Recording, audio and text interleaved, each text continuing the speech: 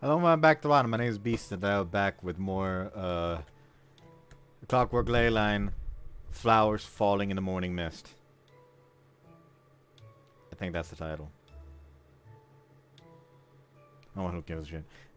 Anyways, I don't know how long I'll be recording for today, mainly because work tomorrow and tired. So those are two very important factors. Also, I should probably immediately swap out the chair. You know what, fuck it, actually I'm gonna do that immediately, instead of having to deal with the shitty chair. I'd rather deal with a broken chair than a bad chair.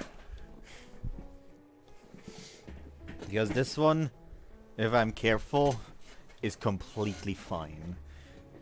Like, as long as I make sure I do the usual thing, where I make sure it is properly stuck in there. It's not supposed to fucking be an issue, but oh, there we go. Now we have it. Anyways, let's just get into it without much ado. Everyone is here, including Rito. Scratch out Michiru is out like a light since she pulled up all her power earlier. The pens that were finally reunited and the bottle of ink are before our eyes. Together they comprise the mist Umbriel, which is capable of recording past memories.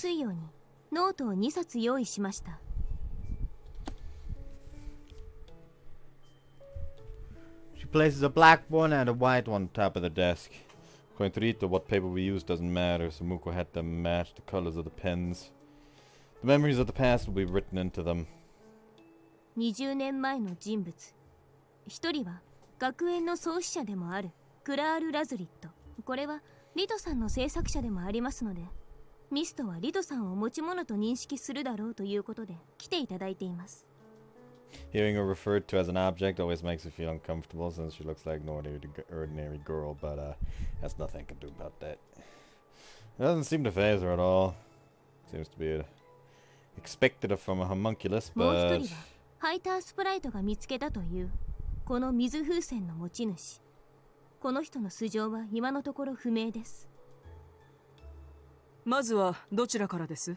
やはり確実にキーパーソンの一人であろうラズリットから行きましょう。了解しました。なら始めます。Louis picks up the black quill pen and gently taps the tip against Rito's 失礼。 arm. これでいいのですね。ええ、これで魔力を込めればいいわ。目安としてはどれくらいの魔力を込めればいいですか？ Oh, hold on, I forgot I should probably do this. There you go. Now they'll instantly pop up instead of taking a while. 魔力の流れる量が多ければ多いほど過去に戻るようになっているの。だいたい通常の魔術に使用する量で2年前というところかしら。わかりました。He opens the black notebook and places the pen on it. Places the pen on it and holds his hand above it. It seems that this is how he's infusing the pen with mana. Soon after, the pen rises up and begins writing words on its own.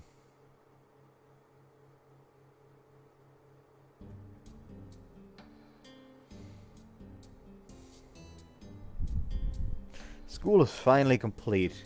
You see, normally I would hate any visual novel that has text boxes like this, but it's forgivable because it's in the context of it's currently being written in a book, so it makes sense. School is finally complete. I'm naming it Libra Lapis Lazuli Academy. I'll have to protect the school as its principal from now on. It's a massive responsibility, but I have to do it. There are already students applying. They all had the same worry as I had when I was younger. They're all distressed about what to do with their Magia powers. I want to help them. Their excessive power ostracizes them and instills fear in others. I can teach them how to control their powers and how to use them properly. About mana and magical tools. If you use either of them in the wrong way, you'll end up hurting people. However, they are not necessarily meant to be feared. I have to convey that to my future students. I've gathered quite a large number of magical tools already, and they're sealed in the basement. People ask me why I would seal away such convenient items, but is living a life while being entirely dependent on them true happiness? Still debating whether or not to teach my students how to use magical tools, but I definitely want them to know how to use them properly, and how fearsome they can be when used incorrectly. Perhaps I should tell them to avoid creating situations where they are forced to use those tools. I pray that my students can walk down a path where they won't have to depend on magical tools. Maybe one day those tools will be forgotten and become nothing more than mementos, fading away like mist. That would be perfect. I want mists to be nothing more than objects that quietly watch as time flows by. My powers as a magi, the mists I've collected. I'll do everything I can in order to protect the school. There's one thing I've decided after I made that resolve. From now on, my name is Kral Lazulit. The name of someone who procures, seals, and protects mists. So that isn't her actual name.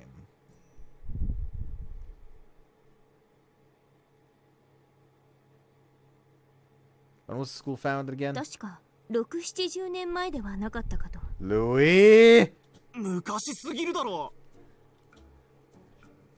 申し訳ない。どうやら魔力を込めすぎて。らしくもないわね。初めて触れる魔術道具だったので、さじ加減がわかりませんでした。続けてもらっても？ええ、大丈夫です。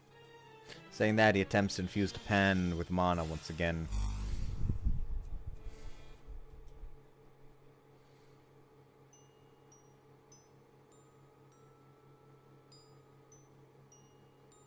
Might have made the wrong decision again. What would the correct one have been? But it's too late to turn back now. I have to steel myself. For her sake. What I can do is carry out what I believe in. But I'm hopelessly worried. Can't tell anyone, but I'm a nervous wreck. But I have no choice but to suppress it. For her sake. She's sensitive to my unease. I bet she's picked up on it already. Ah, no, that will only serve to make her worried too. I have to be strong. For her sake.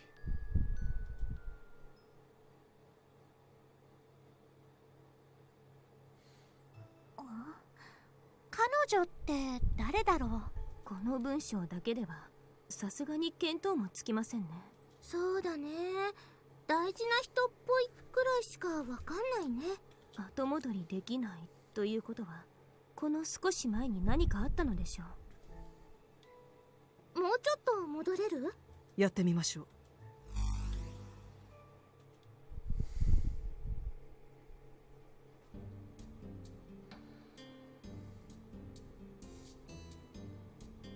She came to my home today. I finally managed to bring her to Libra Lapis Lazuli Academy. The girl called Ditite. I'll be her mother starting from the day. When she gripped my outstretched hand, she called me mother. Now, to be precise, she asked me, will you be my mother? Carrying a ceramic doll made in her image, she held my hand as I brought her here. It appears that that doll was her sole conversation partner. I wonder how lonely she felt. I'm extremely glad that I managed to take her into my care without incident. Seeing the school has piqued her curiosity. I want to teach her all sorts of knowledge and bestow all sorts of items upon her. But first I have to give her the most important thing. Dite means baby, and it's nothing more than a general way to refer to someone. Yes, she does not have yet have a proper name. I have to give her one. I've given her a lot of thought, but I'm worried that she won't like what I name her, and I can't decide. What should I do? Keep going, keep going. このディーチェというのがさっき出てきた彼女だろうか。そうっぽいよね。とても大切にしている描写からして同じ人のことのように感じますね。少し休憩させてください。 Surprising, his voice shows traces of すみま fatigue. せん。先を急ぎすぎましたか。そんなに魔力使うの？いえ、魔力は問題ないのですが、注ぐ量の微調整に神経を使うので。Is it like having to thread a needle over and over again? そういうことです。無理する前に言えばいいのに。無理はしておりません。人の話ちゃんと聞いていたのか、お前は。心配してるのに。ああ、もう騒ぐな。お茶入れてやるから待ってろ。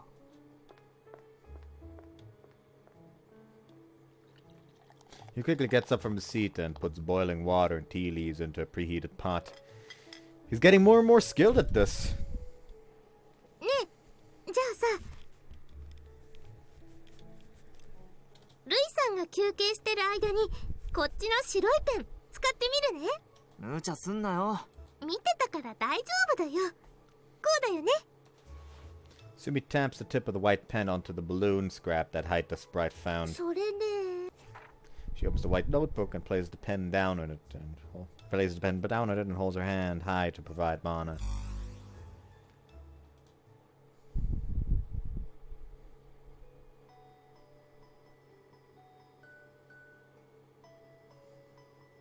When it came to, I was here. It happened in the blink of an eye. When I woke up in the morning, Mother said good morning to me. That's how it all started. I don't care what happened before that. I don't remember. Mother called me Tite, but said that she wanted to give me a name. Well, what a fun coincidence that the fucking balloon that we found just so happened to belong to Tite. That's why I became Sedmi. I am Sedmi. Mother gave me this name. I love it. Because that's what Mother calls me. She holds my hand and walks with me through the pretty garden. She takes me to see the huge clock. I love Mother.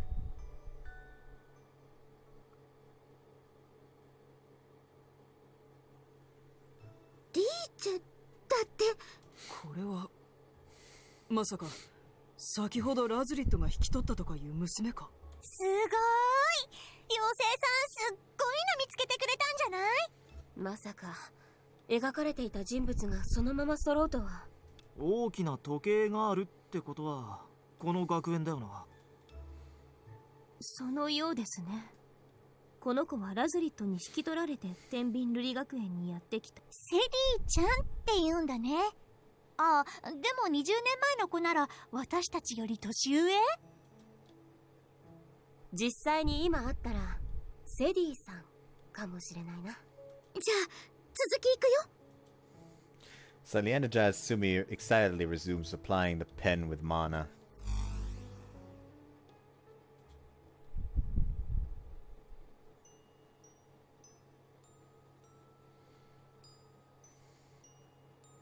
Flames were everywhere.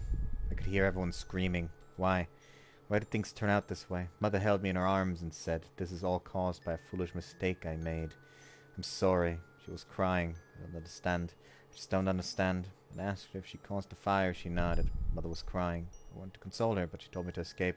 She said that there were things that she still had to do, and she pushed me out of the fire.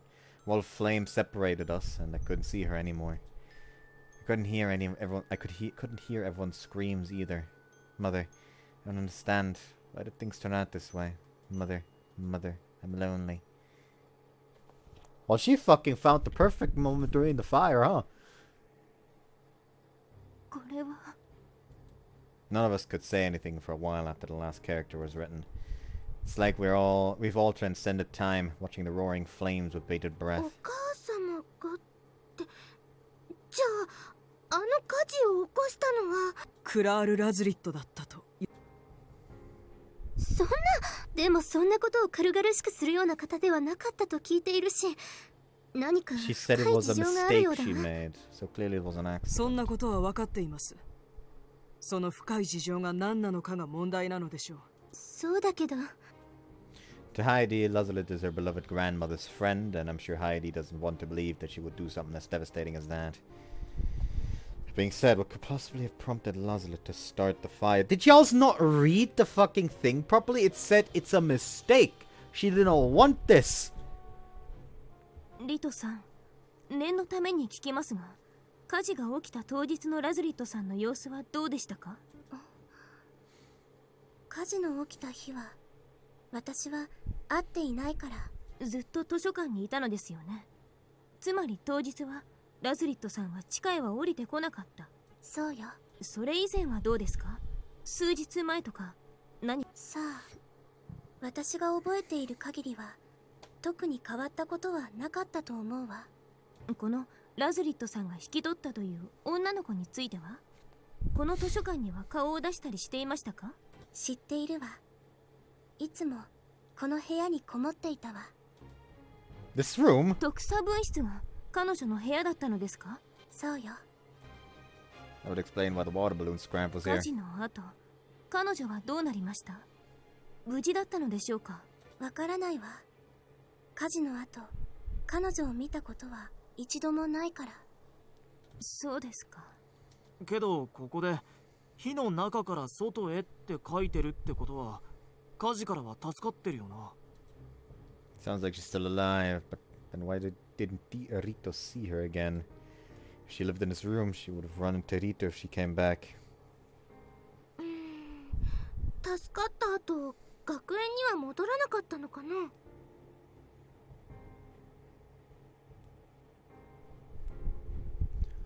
続きがすっごく気になるよ。だね。じゃあ続きを。私ももう大丈夫です。本当？いや。って、あれ？動かないよ。なぜです？っていうか、なんでか魔力を受け付けてくれないみたい。どうしたんだろう。これです。インク切れだ。Picks up the ink bottle and shows us. It's clearly 切 empty. れるのかよこのインク。これも魔力を液体化したようなものでしょうから。これで使い尽くしたということなのでしょうか。いいえ、インクは時間を置けば再び自然にたまるわ。つまりインク待ち？そのようですね。うわー、じらすな。なんだこのミスト。まあ仕方がないでしょう。インクがたまるのを待って再開しましょう。Yeah. For that, we call it a day and all return to our own rooms.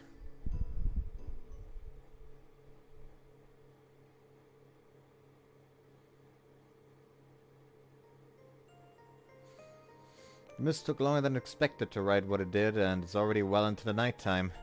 For all, at this time of day, the realm and night students would have appeared, and there would be a bunch of students walking in. But there's none of that now. The spellcast in the school was broken. It's a bit unsettling how quiet it is. As we're walking back to the dorms, Hanatata starts talking to Heidi. アーデルハイトさんはどうしてこの学園に？この学園に所蔵したミストにおばあ様の思い出の品が挟み込まれたままになっていて、それを回収しに来たの。そのおばあさんの思い出の品っていうのは見つかったんですか？ええ、見つかったわ。Heidi and Louis originally came to the school in order to search for that memento. However, after discovering the school's plot, they decided to stay behind and help us out. まだお持ちなのですか？いいえ、郵送したわ。直接手渡せなかったのは残念だけど。そうですか。大事なものなんですね。そりゃあね、ルイに日本行きを頼み込むほど大切なものだったんですもの。やはり直接お渡ししたかった気持ちはあるわね。 And yet you still decide to stay. Feel a bit sorry about that. They've already completed their objective. In spite of that, they're helping us out, saying that they don't want to leave behind unfinished business. That may be their true feelings, but it's probably not. Because I know that the sharp-tongued butler and his mistress are both good people at heart. Huh? ちょっと来い。話がある。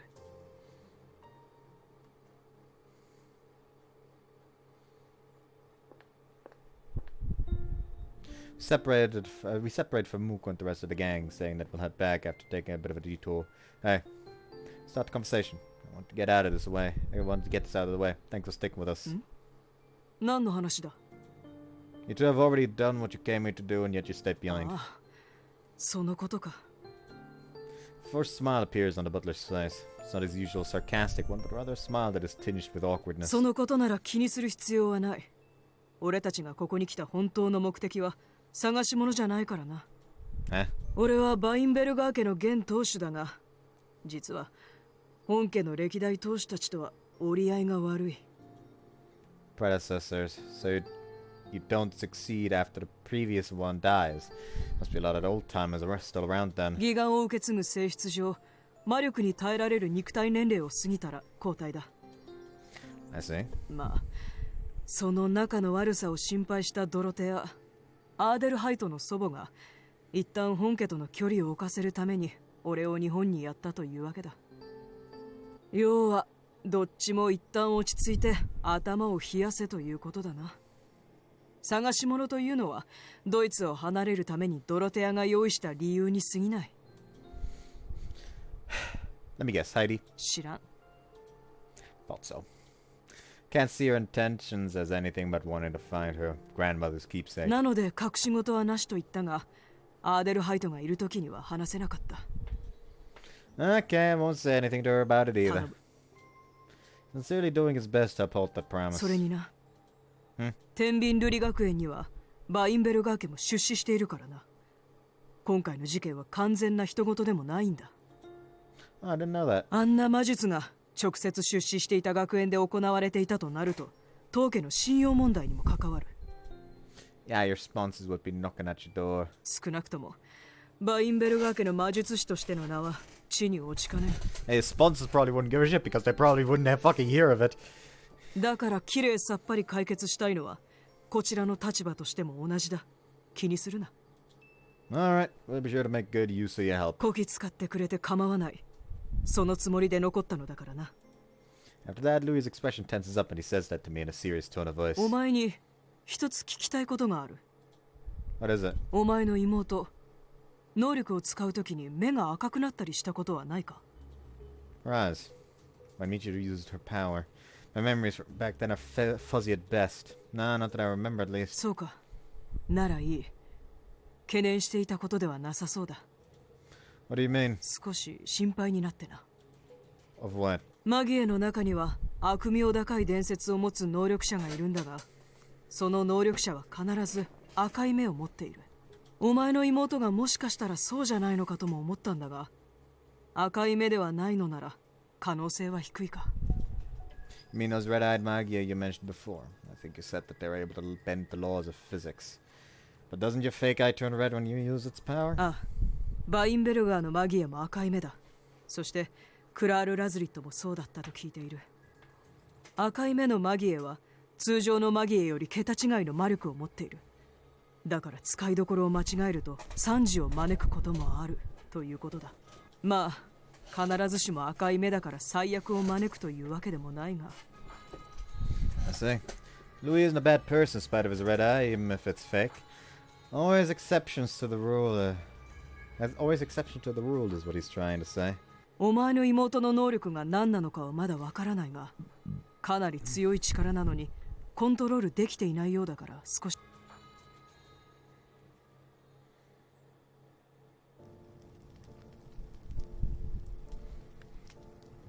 Ning burning, yeah, we get it. Fire. We've seen it before. No way. This is... I'm sorry. Fire is everywhere. We need that power anymore. That power.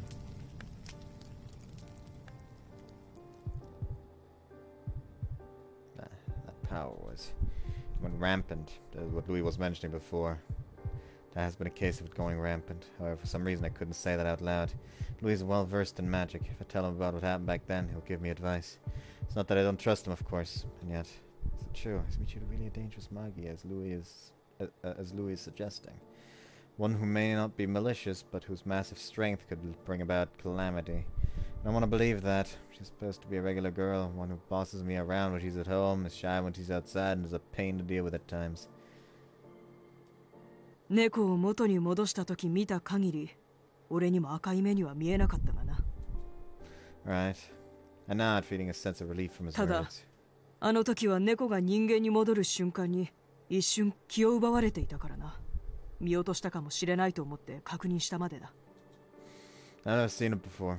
Michiru's just an ordinary girl. 普通には同意しかねるが、まあ、俺が危惧していた可能性が低いのは分かった。Can't agree, huh? I have no way of refuting that. But... why does Michiru have Magi? Things would have been better off if she had never had that power.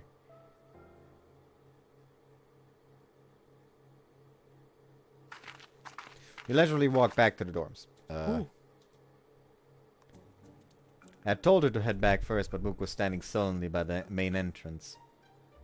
お先に失礼いたします。 With a smirk on his face, Louis gives a polite greeting and enters the dorm. Muko doesn't so much as glance at Louis and continues to glare at me. She's not gonna tell Louis does misunderstanding or anything, huh? She's seriously angry. But for what 確 reason? 認したいことがあります。 Sure. I have no idea what she's so mad about, but since I don't remember doing anything wrong, I react calmly. What did you want? She's looking more and more displeased by the minute, and she sulkily raised her 君は eyebrow. 関係を一時保留にすると言いましたが、 That shakes me up a little. Wasn't expecting her to jump straight into that. それは他の人間に対しても適用されるのでしょうか。 Huh?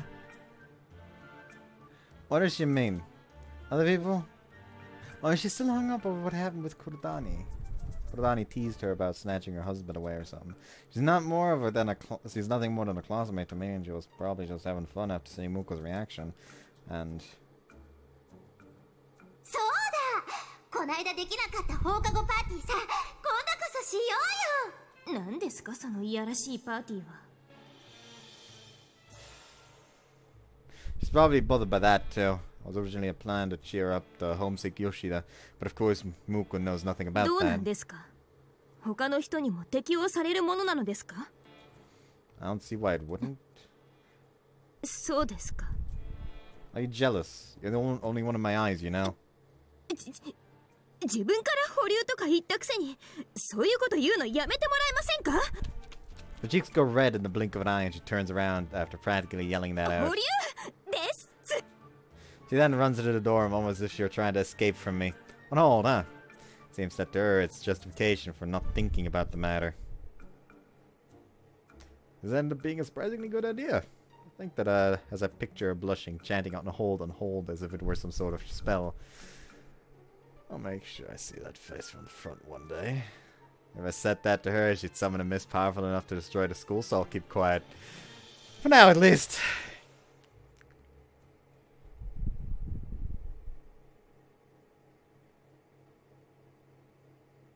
To the next episode, Ley-Line.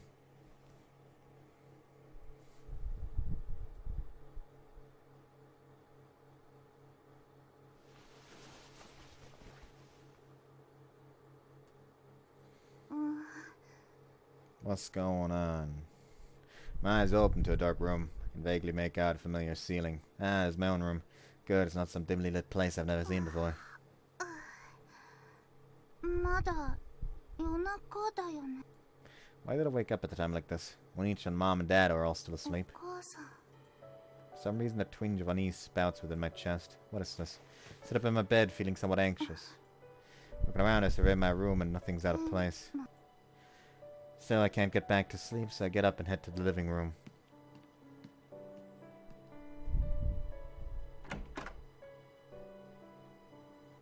Michiru?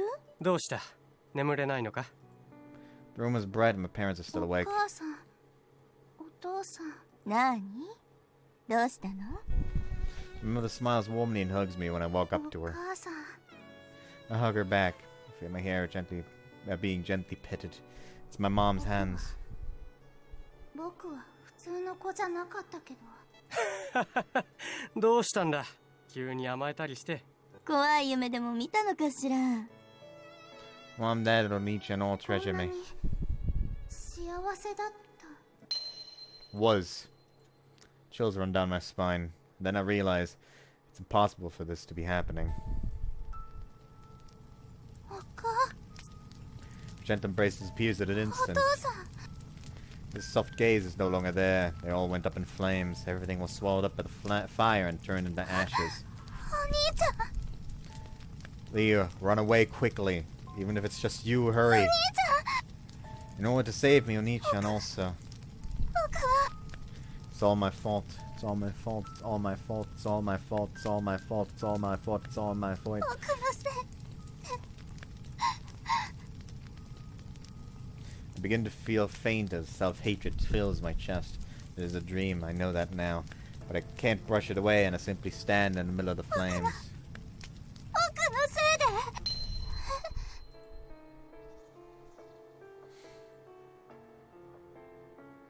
I see something in the midst of the flickering redness. A person. I don't think it's anyone I recognize. I can't tell for sure, but I think it's a woman. But I definitely don't know her. どうしてここにいるの？ This is supposed to be my dream. All the people here are supposed to be burned away. The woman extends her hand towards me. She's going to take it away. My instincts tell me that, and I move 取 backwards. られる。何を？ I don't know, but it's something important to me. 嫌だ Rand moves closer. 嫌だ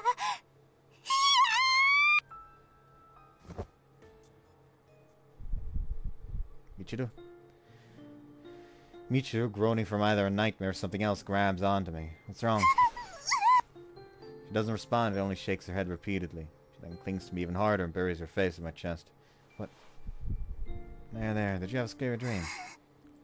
I think I saw her nodding slightly. I give her a couple pats on the back. Everything's okay. It's just a dream. Still early, so go back to sleep, alright? She finally said something. What did you dream about? I have a faint idea, because I've had the same nightmare countless times already. Good night, Michiru. After stroking her back for a while, I hear her start to snore again.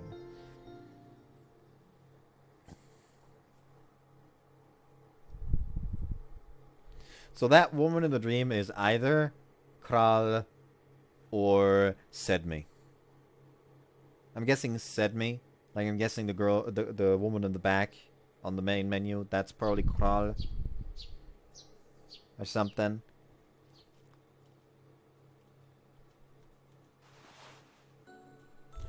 I let off successive yawns since I got woken up earlier. As I drowsily put on my uniform, I see something squirming on top of my head. Oh, you're awake. Michi just sits up and looks at me. She has a troubled expression on her face. That's because of the dream she had. I watch her out of the corner of my eyes. I get the rest. Oh, that's probably on top of my bed, not my head. I'm stupid. She seems pretty dispirited. Dang, what do I do now? Will she be fine if I leave her alone here? It's only a bad dream, but then again, she can be a handful when she's mentally unstable. She managed to transport herself here from home. Who knows what she'd do if she got even more worried. I'd be lucky if she ended up popping into my classroom, considering her mana. Oi, 起きてるか? Murakumo? ちょっと待って Being seen in her pajamas by someone probably isn't the best idea. She hurries out of bed, grabs her clothes, and jumps into the bathroom.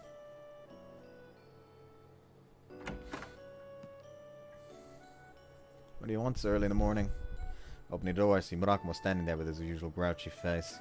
He peeks inside the room and some of the tension disappears from his face when he sees Michiru. みちるも起きてたか。ちょうどよかった。You need it for something? ほら。Kia Giannis. Takes it out of his pocket and tosses it か towards すみや me. みぶさんとも相談したんだがな。ここにいる間は、この鍵はあいつに持たせた方がいいんじゃねえかって。Right now, he and Sumi each have one. We took the one that the principal used to have and had the two siblings take care of them. 僕 Michiru looks surprised after Murakumo looks directly at her. I'm going to... Doesn't want to work right now, but oh well, I can deal with this. I see. Given how much mana she has, she could use the key more or less infinitely, and it would make it easier for her to move between my room and the bureau office without being seen.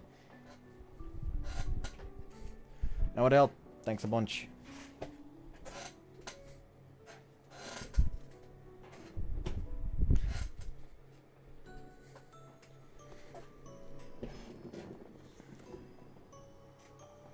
例ならミブさんたちに言え。鍵って何の鍵 It's a miscalled key of Giannis. If you put it into a door, wait, you could probably do it in midair. Anyway, if you insert it and turn it, it'll take you to anyone you have in mind. Give her a brief explanation on how to use it and pass it to her. へえじゃあこれでここからお兄ちゃんたちのいるところにすぐ行けるんだ Hearing that, you regain some of her spirit, as some of her worries have been dispelled. Yeah, but if it's not an emergency, just stick to the rear office after school. I don't want to have to deal with other students seeing you. Nodding, Michiru looks at Murakumo and gives a surprisingly confident smile. ありがとう静香だから俺じゃねえってのに。Not being honest here, Shizuka-chan. ちゃん言うな。じゃあな、渡したからな。Saying that, he leaves as quickly as he can. How'd you get going, to? いってらっしゃい Waving her hand, she flops back onto the bed. She looks like she'll be fine. If you get hungry, just grab something from the fridge. I'm heading out now. With that, I leave my room.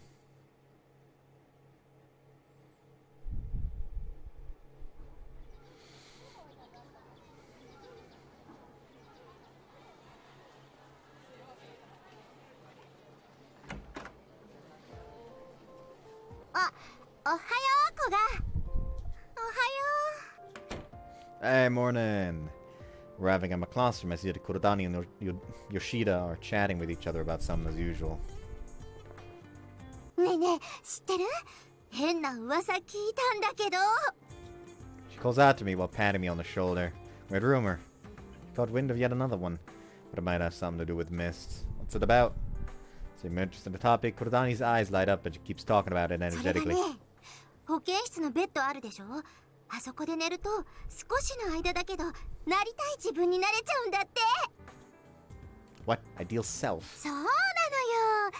理想の自分っていうの？もっとしとやかになりたいとか、積極的になりたいとか。 Oh, there's gonna be some issue with with Ushio with this, isn't it? Fucking Ushio becomes a goddamn carnivorous woman.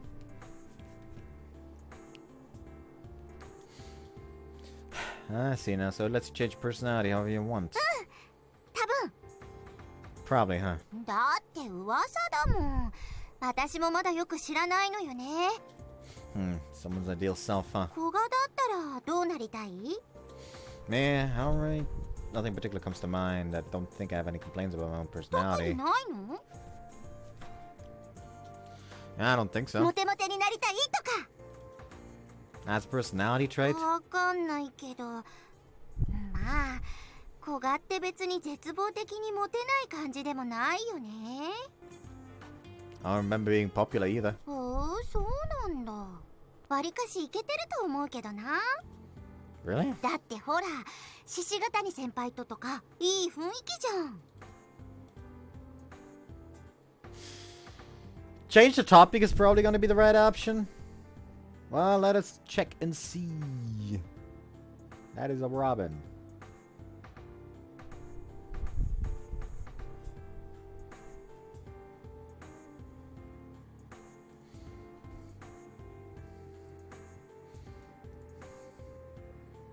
Actually, no, apparently deny it is the right answer.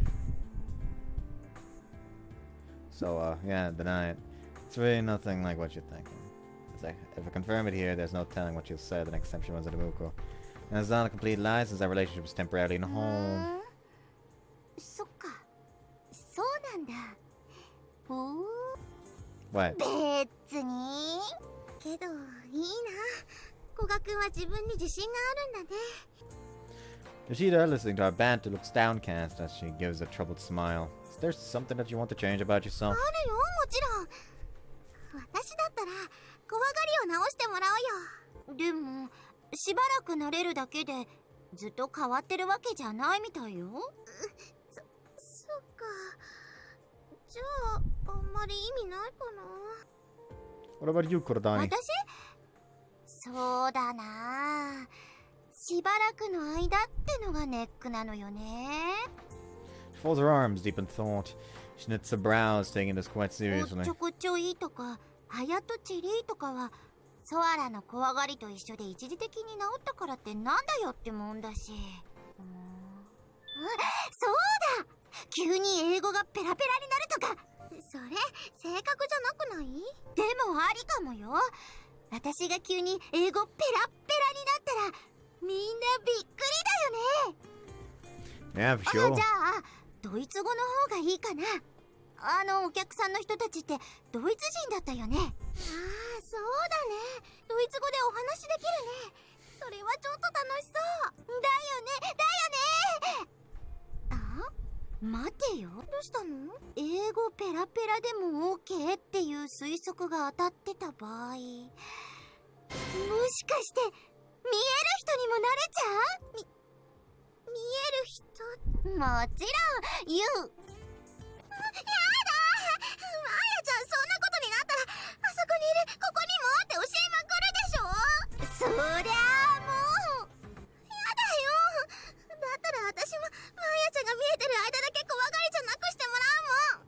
花子さんとか赤マントとかも見えちゃうのかな。あ、うちのトイレにいるの花子さんじゃなくて女装子ちゃんだっけ。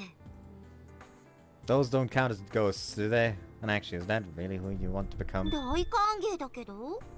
I see. I suddenly recalled Kurodani I saw in the dream world the other day. So that really is her ideal. おっと、チャイムだ。 Hey, Kurodani. Call out to her in a low voice as she's about to go back to her seat. Don't try to go to the infirmary just for fun, okay? Remember what happened with the わ cats. かってるわかってるって。 And she gives a wry smile. Are you sure you're not taking this too lightly? 大丈夫だって。古賀にも心配かけちゃったしね。もうしません。 That's fine then. ありがとう、古賀。あ、でも私は行かないけど、噂のせいで保健室で休んでみる生徒増えてるらしいよ。 Seriously? Well, that's how rumors work, I suppose. Because of many strange things happen here, a lot of students have developed an abnormally high tolerance. I'm very curious myself, so I guess I'll check out the infirmary after class.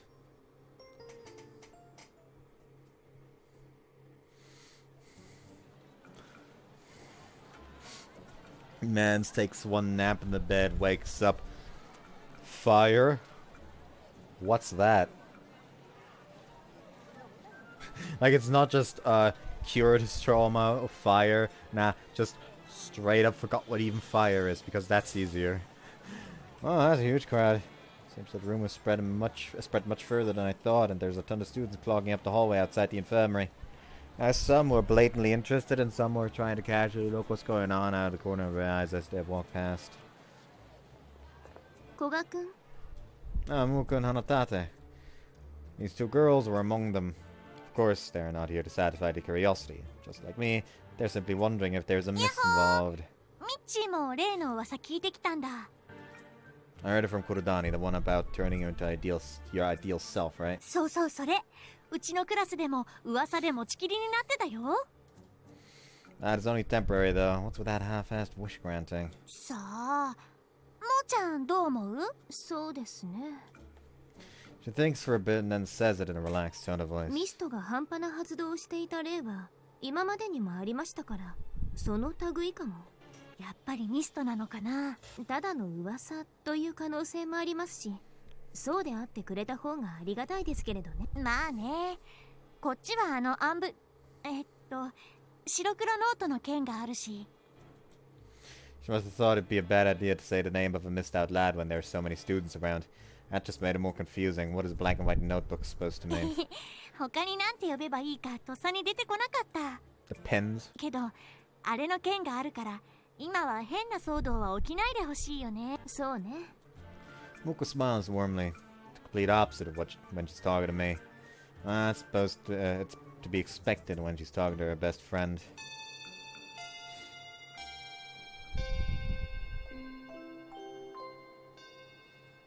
下校時刻になりました。 Familiar announcement signaling curfew plays after the bell. Students outside the infirmary leave, grumbling about how it's already that time of day. Should we go take a look at the bed? ええ、もちろんです。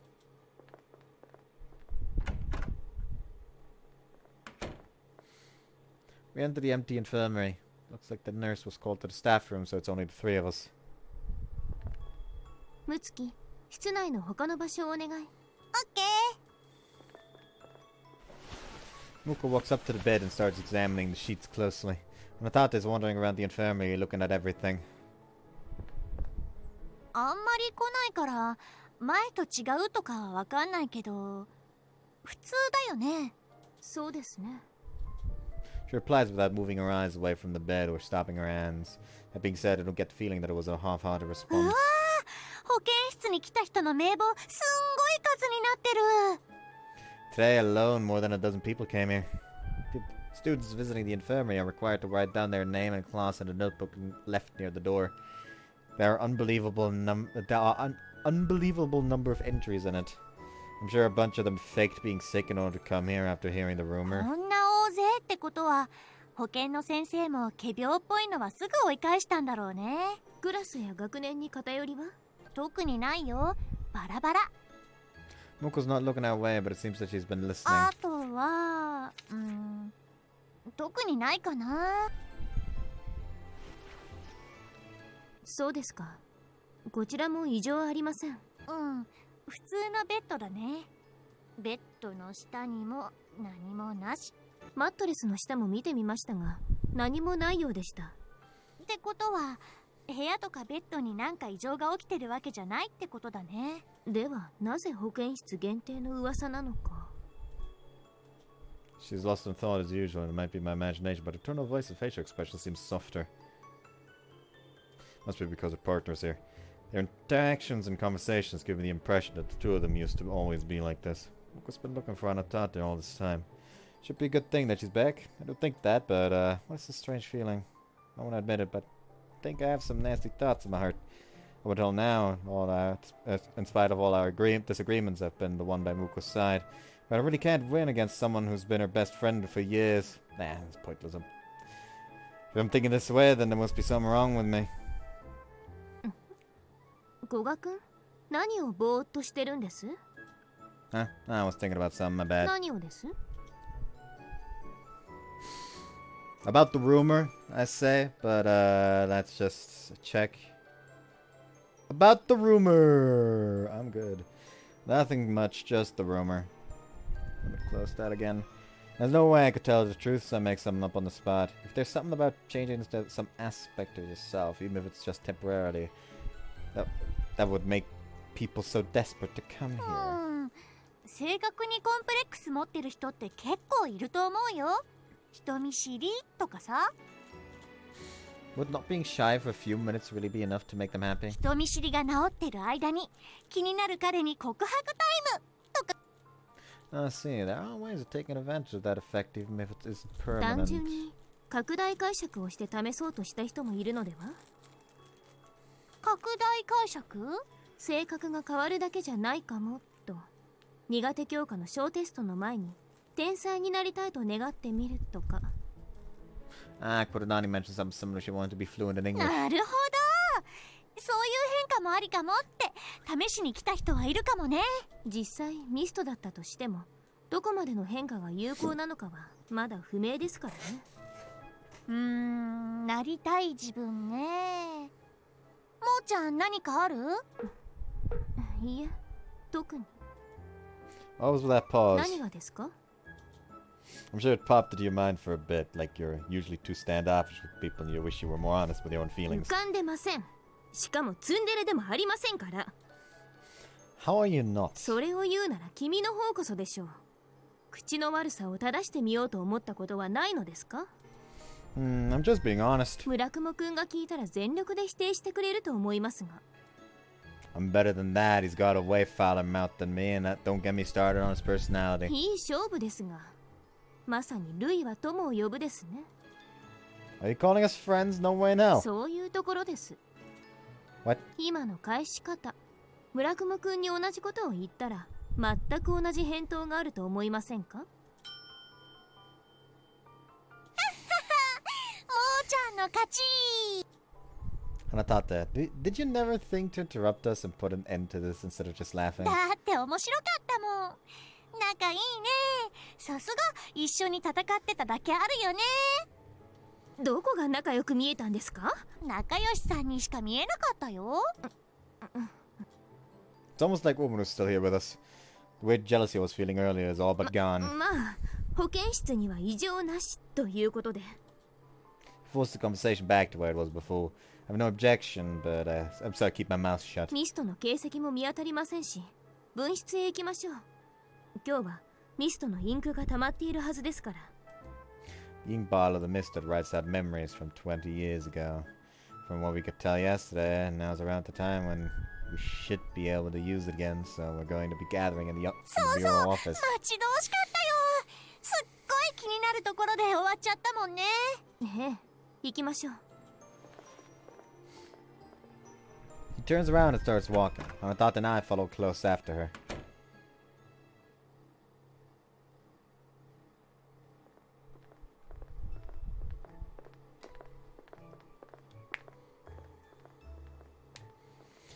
We leave the infirmary and walk to the bureau office.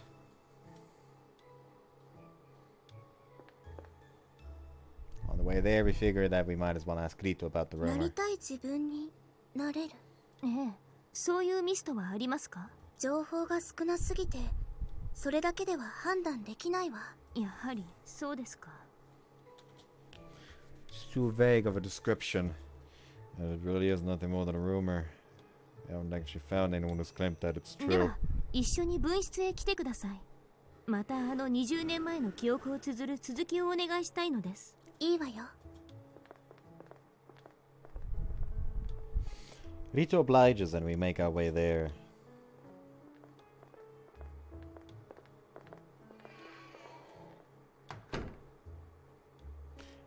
Heidi, Louis, Baki, and the Brockmus siblings are already here. さてどうするの？この前の続きからにする？いえ、飛び飛びに再生させては手がかりを見逃す可能性がありますし、時系列を整理したいので古い順に書き出していくのはどうでしょう。もちろん意味がないかもしれませんし。賛成ですね。この前は込める魔力の加減が分からず行ったり来たりしてしまいましたが、今度は大体のさじ加減も分かっていますから。そうだな。時間はかかっても何か大切なことを見落とす方がまずいと思う。私も賛成。ならそれでいいんじゃないか。 If the Bagi are doing all the hard work for it, I don't see why not. じゃあそれで行こうよ。 We all agree with Muko's suggestion, starting with the oldest and working our way forward. 少しおさらいしましょう。 She opens up the two notebooks with the memories written in them. One black, one white. この白い方のノートに綴られた記憶はセディと呼ばれる少女のものでした。彼女と呼ばれていたので、おそらく女性であることは間違いないでしょう。そしてセディの記憶に出てくるお母様と呼ばれている人物はこちらの黒いノートの記憶の主クラール・ラズリットであると推察されます。ちょっと確認してもいい？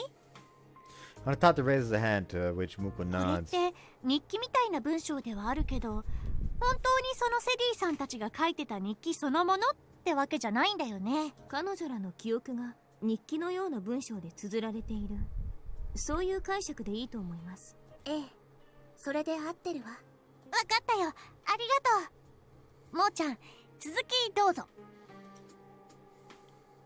はい。では前回ノートに綴られた記憶に20年前の火事の後らしき描写が出てきました。それによりどうやらラズリットは20年前学園で起きた火災を引き起こした張本人かもしれない。本当にそうなのかしら。わかりません。ですからまずはこのラズリットの方、黒いノートの続きから書き出していってもらえればと思います。リーチェを引き取ってきて名前どうしようって考えてるところで終わってるね。なら私ですね。確かに使ったことがある人の方が失敗はないかもしれないな。それでいいと思うよ。じゃあ白い方は私がやるね。ではお願いします。わかりました。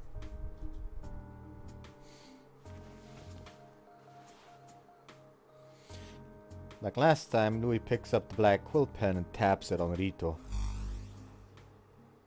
Then places a hand over it to infuse it with mana. The pen rises up and begins to write on the black notebook.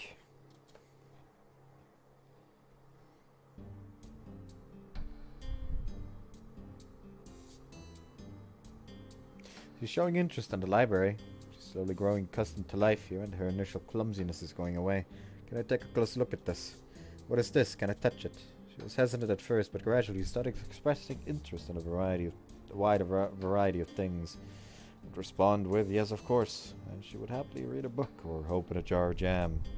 Guess who? Yeah, oh dear, you scared me. She's grown from being a girl who would always second guess whatever she did to one capable of startling me by suddenly hugging me from behind. She then proceeded to laugh innocently. That smile of hers warms my heart. I want to teach her all sorts of things.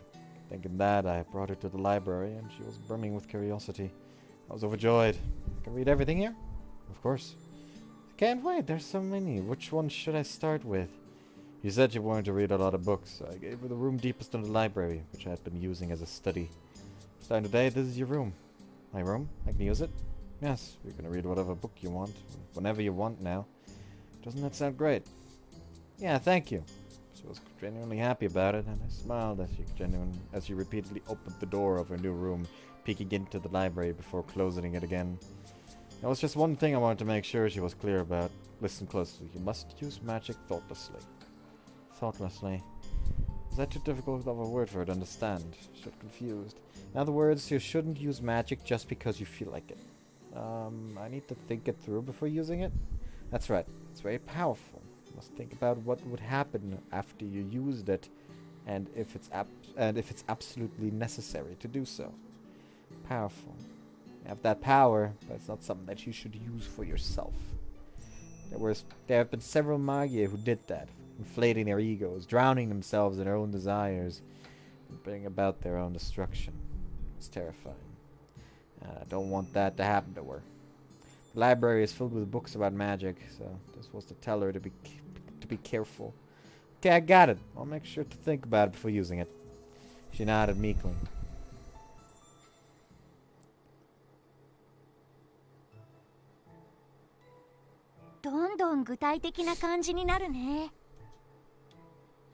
そうだな。話した会話まで断片的にだけど書かれ始めてる。記憶が綴られているということは、それだけ印象に残っている会話ということでしょうか。注がれる魔力によって変化するのは、どれくらい過去に遡るかだけですよね。ええ、そうよ。綴られる内容の具体性には魔力の量は関係ないわ。わかりました。続けてください、ルイさん。では少し時間を進めます。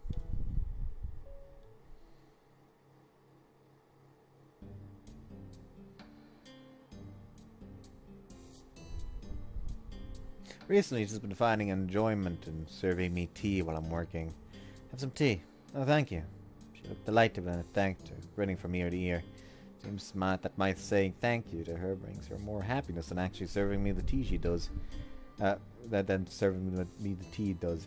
She also enjoys telling me about her thoughts on the books that she has read. One day she showed me a picture book that she really liked. There's a mother in this book. Look, the one wearing an apron here. Yes, she looks very kind. She's just like you. Huh? Like me. Yeah, she has a kind face and she pets her daughter on the head and tells her that she's a good girl, just like you. I'm glad. You're happy? Yes, of course. Mother? Yes? I love you. She said that while smiling and embracing me. I lovingly hugged her in return and stroked her hair like the mother in the picture book did. She's growing more and more fond of books. She looks happy when I praise her for learning so many things. Amazing. You're learning so much. I'm starting to feel like this Sydney is the one that's actually doing all of this. Like she wants to erase her mother's mistake, essentially. Because when I show you how much I've learned, you look so happy. She's not happy because of my praise, but rather because it makes me happy that she's learning. It makes me happy that I'm happy. Makes her happy that I'm happy. Making other people happy makes her happy. That's what she said. That's important, but you know, it's also important to treasure yourself. Myself? Yes, that's right. You're my precious, precious daughter. So please cherish yourself for my sake. Okay, I got it. She nodded with a smile on her face.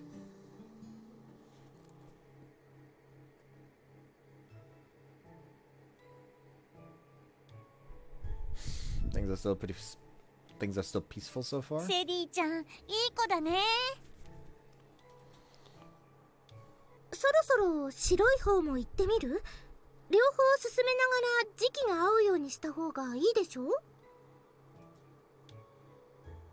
そうね。ルイも休憩を挟んだ方がいいと思うわ。いや。Louis exhales softly and droops his shoulders. He's mentioned before that it takes a lot of energy to supply the right amount of mana, but it must be more draining than I thought. On the other hand, Sumi didn't seem exhausted at all. Maybe it's because of the difference in the amount of mana they each have. ここからは交代にしましょう。交互に進めていけば時期が重なるのがわかるでしょう。じゃあ私の番ね。 She puts her hand above the white quilt pen and...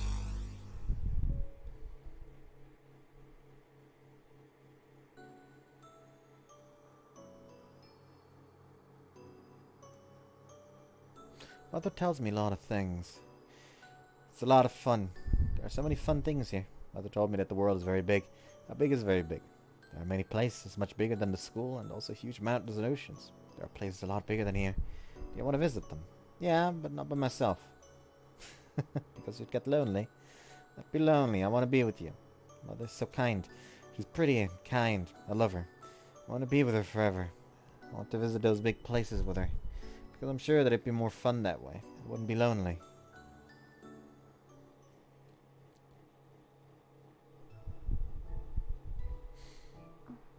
Mm. まだ少しこちらの方が黒い方より前の話。喋り方がこっちの方が幼い感じだよな。微妙にずれてはいるかもしれませんが、そう離れてはいないでしょう。だと思います。では次はOops.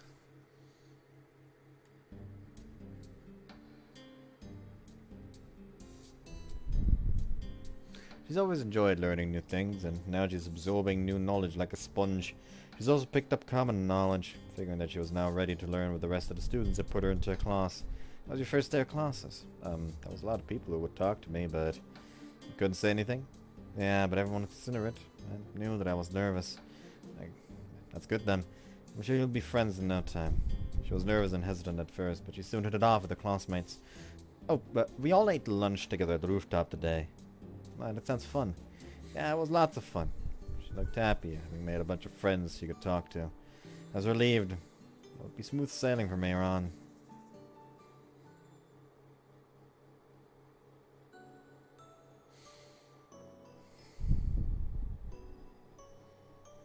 When I told Mother that her going to the school by herself makes me lonely, she took me to her classroom. There were a lot of people there. At first, everyone in the classroom looked at me strangely. But when Mother said this girl is your classmate and your new friend, everyone quickly came to talk to me. Nice to meet you. What's your name? Said me. Huh? That's cute. Said me. Do you have your textbooks yet? Do you want to borrow mine? What are you doing for lunch? Do you bring one? Let's eat together. Everyone talked to me a lot. They were all good people. They were all kind. School is a fun place, I think.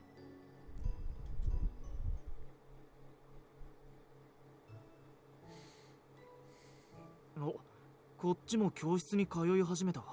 ほぼ同時期っぽいね。いい感じになってきたんじゃない？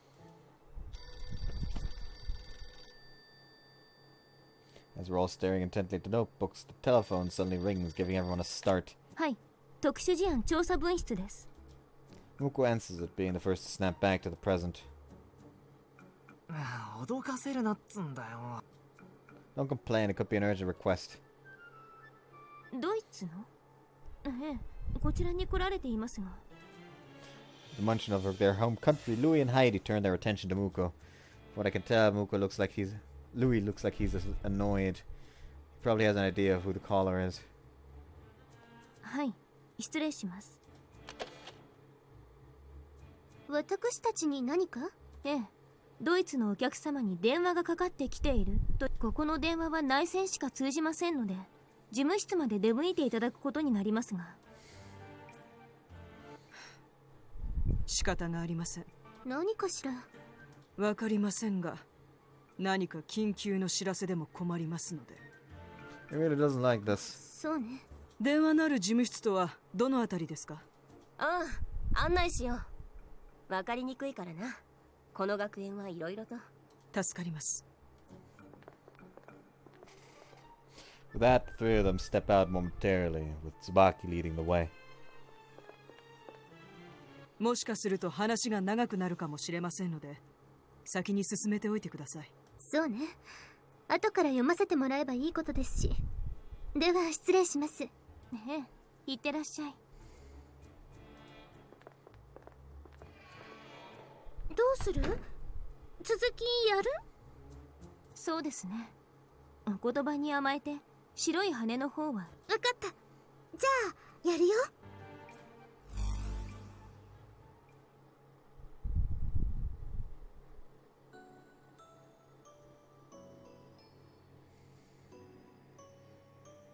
In the classroom, there were people talking about mothers.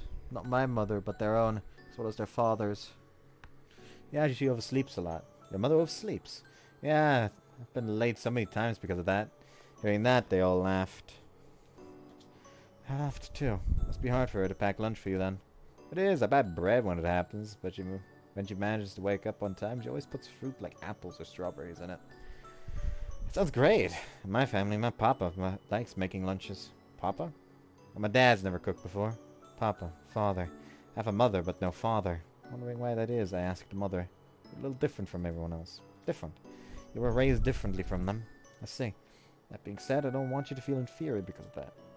She then hugged me gently like she always does, and told me, you were born because someone wanted you.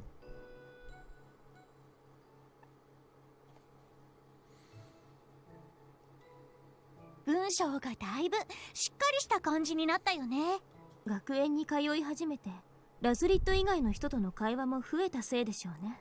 続けるよ。ええ、お願いします。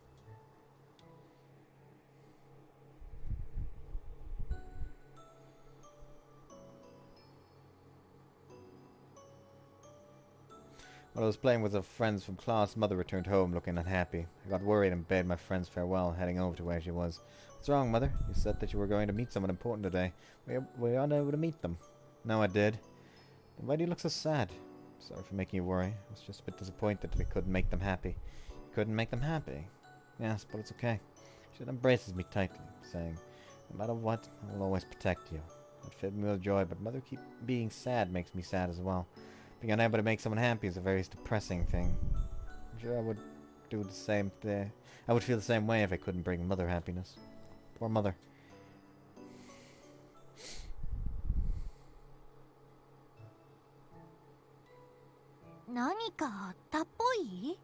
ラズリットが会いに行った誰かと何か揉め事でもあったってことかな。リトさん、ラズリットさんの会いに行った大切な誰かというのに。これだけではわからないわ。私は図書館の外のことはよく知らないし。そうでしたね。村雲さん、まだ大丈夫ですか？うん、いけるよ。じゃあ続けるね。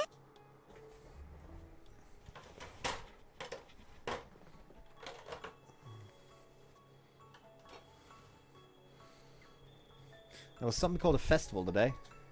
There were shops set up on the roadside, and they were selling all sorts of food and food decorations and toys.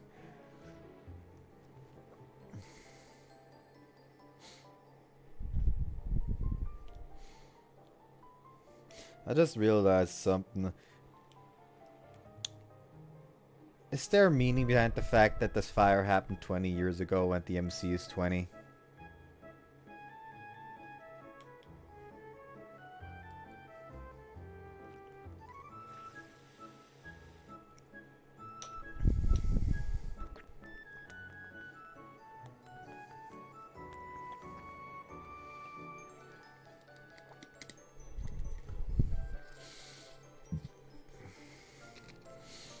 It was a lot of fun. Mother had been unhappy for the past little while, but she looked like she was having fun as well. I'm glad she was back in high spirits. We visited a lot of shops together. Ran into a lot of my friends too. They told me the crepes over there are super yummy, and Mother and I had some together. It's delicious. Mother does really good. It's very sweet, isn't it? Yeah. It was sweet and soft and tasted like happiness. It was amazing. Mother, what is that? Balloon fishing. Do you want to try? Yeah, I do. I had a lot of fun trying to fish the water balloons out of the tub. Look, Mother, I got one. Good job. It's a very cute color. Yeah, it's really cute. Balloon with a cute color. I brought it back to my room and hung it up.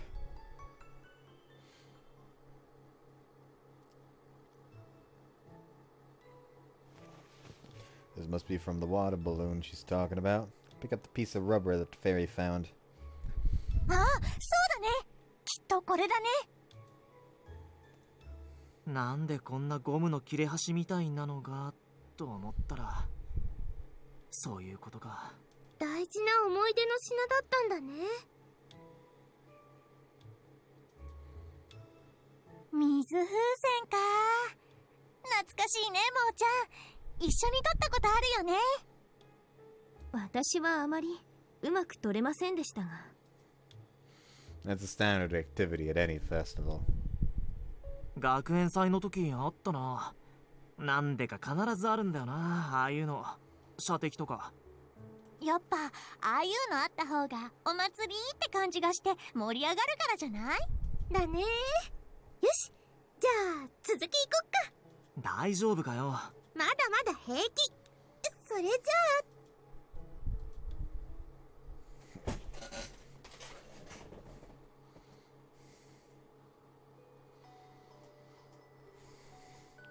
No. Mother said that she might not be able to be with me for a while. I don't want that. It's lonely if Mother isn't with me. As I was crying, Mother said that I wouldn't be alone. You won't be alone. You have all those friends you made. It's not that. They're all kind, but I don't want you to go away. Said me, don't cry. Makes me feel lonely. I want you to be here. I want you here with me. I want her to be not be with me. That would make me lonely.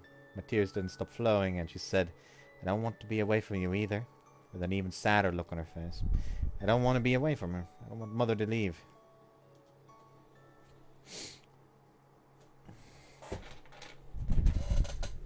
どうやらこの辺りでお母様、つまりラズリットに何かあったようですね。」 Hold on, I think I have an idea.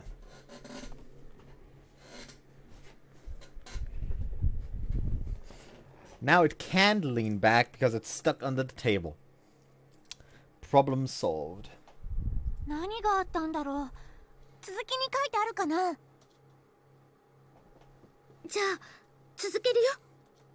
Sumi is curious as well, so he quickly tries to infuse the pen with mana again.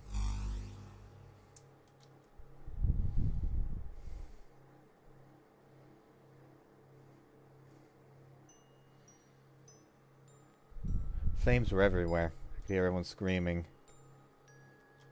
We're here again. 待ってください。これは。ああ、これ前のと同じやつだね。あ、本当だ。書き出し同じだね。火事の時の記憶だよね。ここで火事かよ。結局その前のラズリットに何かあったっぽい件の詳細は謎かよ。セディの記憶だけではどうやら何があったかまではわからないようですね。あ、おかえり。 The door opens, then Heidi, Louie, and Tsubaki walk ただい in. ま。遅くなりました。 Looks to be in an extremely bad mood. And beside him, Heidi has a worried look on her face. Right, he did mention that he didn't get along with the rest of the family. That was probably the source of the call. Is everything okay? Was it something urgent? それは実は実家からこちらには他の人間を派遣するから一旦戻ってくるようにとすでに何度か言われていたのです。 Numerous times. 今の電話は？しびれを切らした本家からだ。です。上の方から直接電話がかかってきただけです。His tone of voice tells me that he's quite だ irritated. けって、それ本当に一旦帰らなくて大丈夫なのか？あの様子だとドイツに帰ればもう日本へはしばらく戻れなくなるわ。それにマギアであるルイが学園内にいることが何より重要だと私たちは考えているの。まだ真実は分かりませんが、ラズリット・ブロッドストーンの件からしてクラール・ラズリットが敵側に関わっている可能性。時を操るマギへの力は強力ですが、能力の有効範囲の広さでは確実に私の方に利があります。他のバインベルガーの人間ではおそらく対抗できませんし、そうなると作戦の幅も狭まります。 But you fainted after using your power last time. Are you sure you'll be あの okay? 時は栄唱も何も行わずスピード最優先でやったからああなっちゃっただけなのよ。そもそも本当はあんなこと他の同志じゃできないし、とにかくルイはすごいの。支離滅裂です、フラウ。何よ、フォローしてあげてるんじゃない。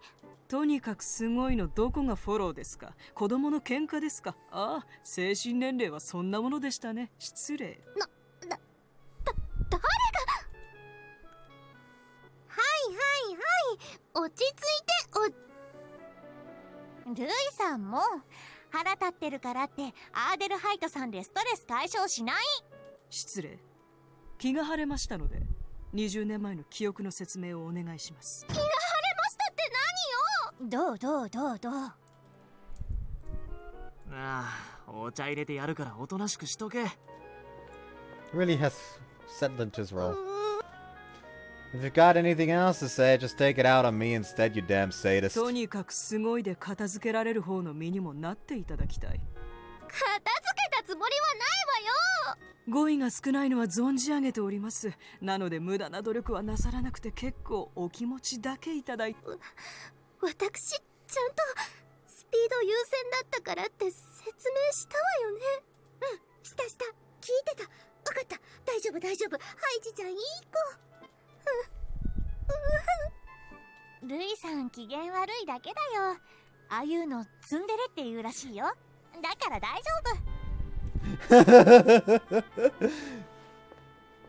あの二人なんとかなりませんか。 In a way, they're the strongest possible pair. Give up. あなたも悪いぞ。いきなり八つ当たりするのは良くないんじゃないか。 It just got worse. Louis turns his head away. Looks like he really was using Heidi as nothing more than an outlet for his stress. What a crooked personality. ほら、茶入ったぞ。しーちゃん、もうちょっとお上品に言えないの？上品にしてたら身が持たねえんだよ、ここは。話を戻してもよろしいですか？お願いします。 Louis nods, taking the opportunity while his mistress is quiet to not be on the receiving end of everyone's criticism.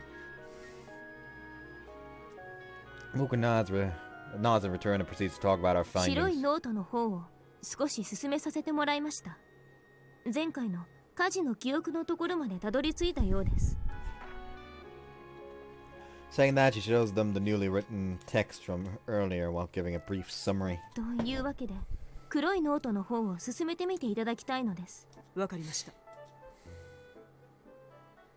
He stands up and starts supplying the black quill pen with mana.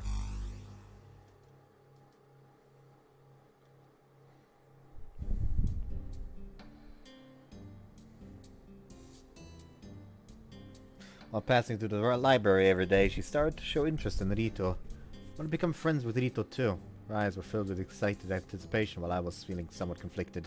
Rito is not like the rest of the people in her class after all. I don't think you'll be able to become friends with Rito like with the other students in your class. Why is that? You see, Rito is a homunculus. More precisely, the book that she's carrying is her actual body and she's more of a subspecies. Homunculus? Right.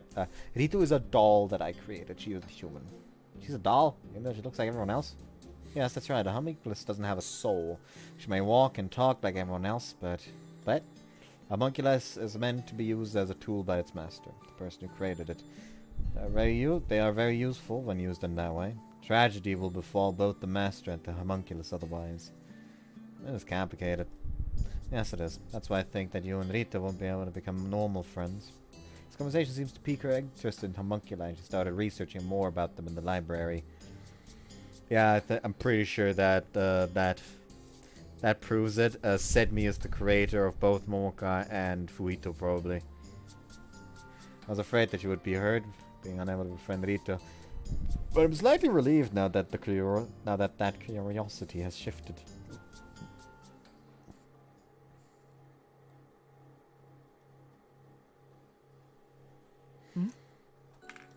Black pen returns to the pen holder with a clink. Empty again. ああ、インク切れのようです。またか。仕方がありません。それより、ああ、リトさんが出てきたな。そういえばリトもラズリットさんが作ったわけだし、この頃も当然もう図書館にいたんだもんね。ええ、いたわ。Yeah, she didn't mention that she knew who the girl was. Her name popping up didn't elicit any sort of emotional response from her. It reaffirms that she's a この homunculus. 頃のラズリットさんに何か変わった様子はありませんでしたか？別に普通だったと思うわ。では、この辺りは？ She flips the page as the part we read yesterday where Lazarus was troubled about something. She said that she made the wrong decision, that it was too late to turn back. Rita tilts her head after scanning through the page. よくわからないわ。悩んでいるなんて言っていた記憶はないわね。そうですか。火事でラズリットさんが亡くなったってことは、リトはそれ以来会ってないんだよね。ええ、そうよ。寂しくない？ Tilts her head, perplexed by the question. 寂しいってどんな気持ち？一人っきりだとなんか悲しいとか切ないとか。人と話すのは好きだけれど、誰も来なくて悲しいという気持ちはないわ。もしも私に魂があったら、そういう気持ちになるのかしらね。なると思うよ。It's expected that Rito doesn't understand the concept. For some reason, it makes the rest of us feel lonely, and we all have melancholic looks on our faces. ともあれ、ひとまず記憶の書き出しはまたインクが溜まるまでお預けですね。Alright, my chair is currently in direct contact with the table, so I should probably not bob my legs too much. じれったいミストね。ああ、しかし仕方がないな。Having done all that we can for the day, we end our meeting here and get ready to leave.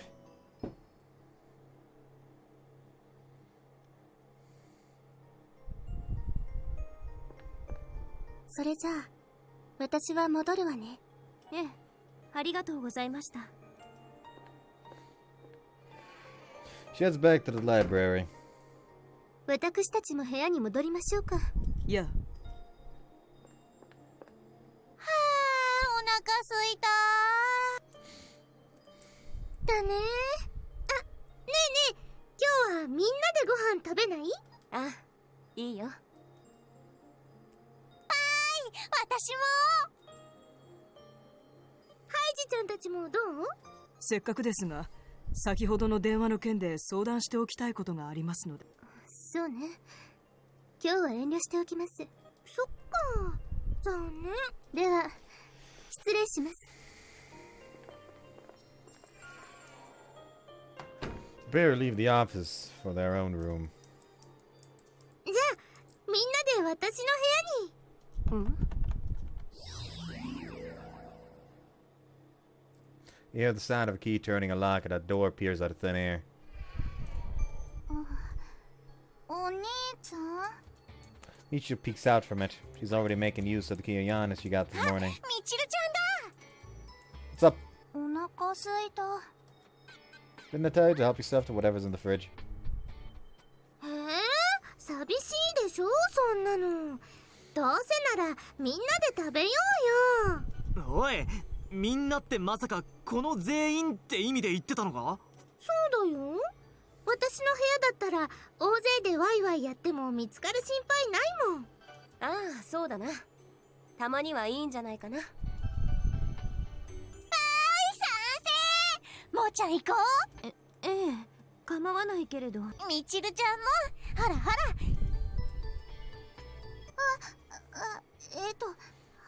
い。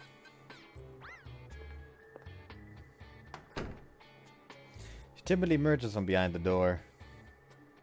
それじゃ、どうぞ。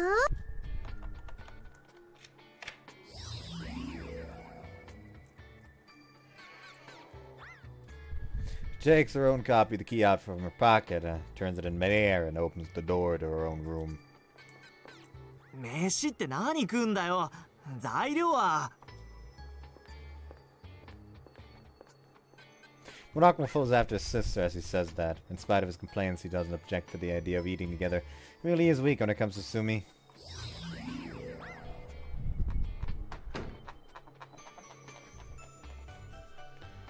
We all make our way through the door into Sumi's room. そうだね。どうしよっか。どうやって？ここって配達来るの？ It'd be pretty scary if they could make it here. ここまでは無理だよ。門のところまで持ってきてもらうんだよ。 As she says that, she picks up a colorful flyer from a pizzeria off of a shelf. お前、んなことしてたのか。たまには食べたいじゃない。めったにやってないってば。さす。ピザなんか久しぶりだな。もーちゃん、どれ食べたい？そうですね。 Oh, I want habanero sauce on it. 一人で食べてくださいね。お兄ちゃん、辛いの好きだから。好きという次元を超えている気がします。みちるちゃんはどれが好き？僕はなんでも好きなの選んでいいんだよ。この人数だからちょっと多めに頼んでもなんとかなるし。 Also not ordering one for each.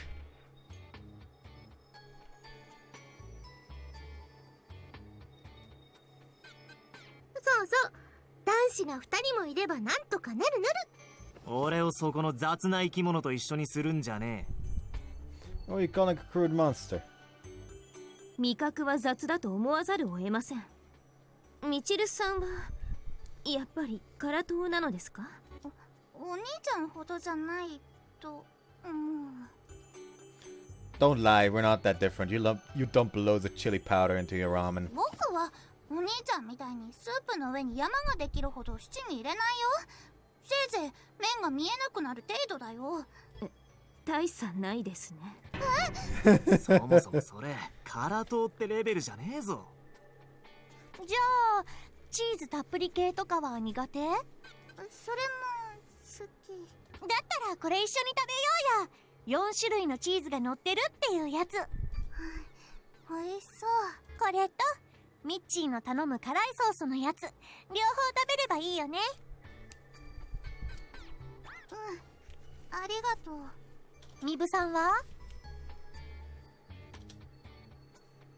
私もチーズがいいな。じゃあ女の子はみんなでチーズ祭りにしよう。で、そっちはハバネロだっけ？ Yeah. 待て、俺を巻き添えにすんなこの変態。 How am I a creep? 辛みって痛覚なんだぞ。そんな蒸気を逸した辛さが好きってド M。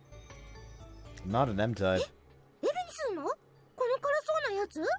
ちげえ、普通の食わせてくれ。俺の味覚は普通なんだから。 I'll make it sound like I'm a freak. 異常ですが。やっぱり僕たち変らしいよ、お兄ちゃん。 That's no way to treat us just because we like a bit of spice. ちょっとじゃねえからだろ。かすみ、俺この普通のミックスにしてくれ。じゃあミックスとハバネロのハーフでいいよね。じゃあ電話してこなきゃ。私が行こう。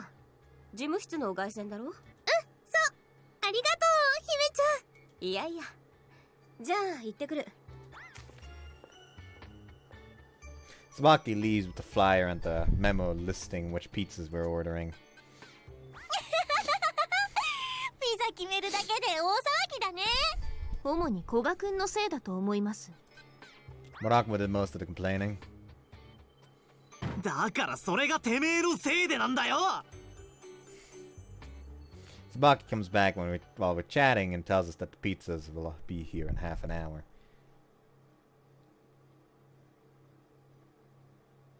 And then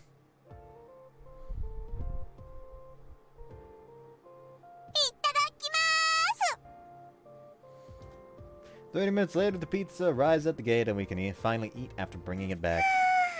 この匂い久々。うん。ピザなんて久しぶりだ。チーズいい匂いだね。 We each take a slice and begin to stuff our faces. それ全部かけんの？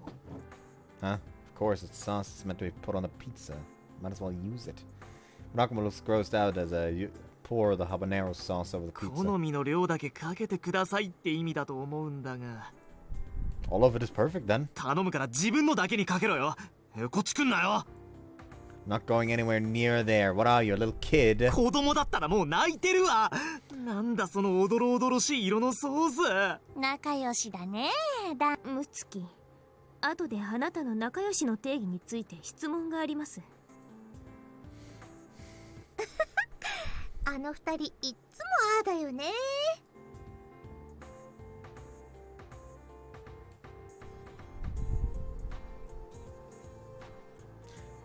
How the fuck is that enough for, like, 7 people? Unless I'm miscounting. Hold on. 1, 2, 3, 4, 5, 6, 7. No, I'm not miscounting. How's it enough for 7 people when one of them is a massive fucking glutton? This wouldn't be enough for 7 people if one wasn't a massive glutton. おいこら、不穏な話してねえで、そっちのもちょっとくれよ。 L1 枚じゃ足りないの？半分ハバネロで埋まってんだぞ。しょうがないな。どれがいいの？どれって全部チーズだよな。これが3種類のチーズのやつ。こっちがモッツァレラで、これが焦がしチーズとベーコンの。ベーコンのやつ。はいはい。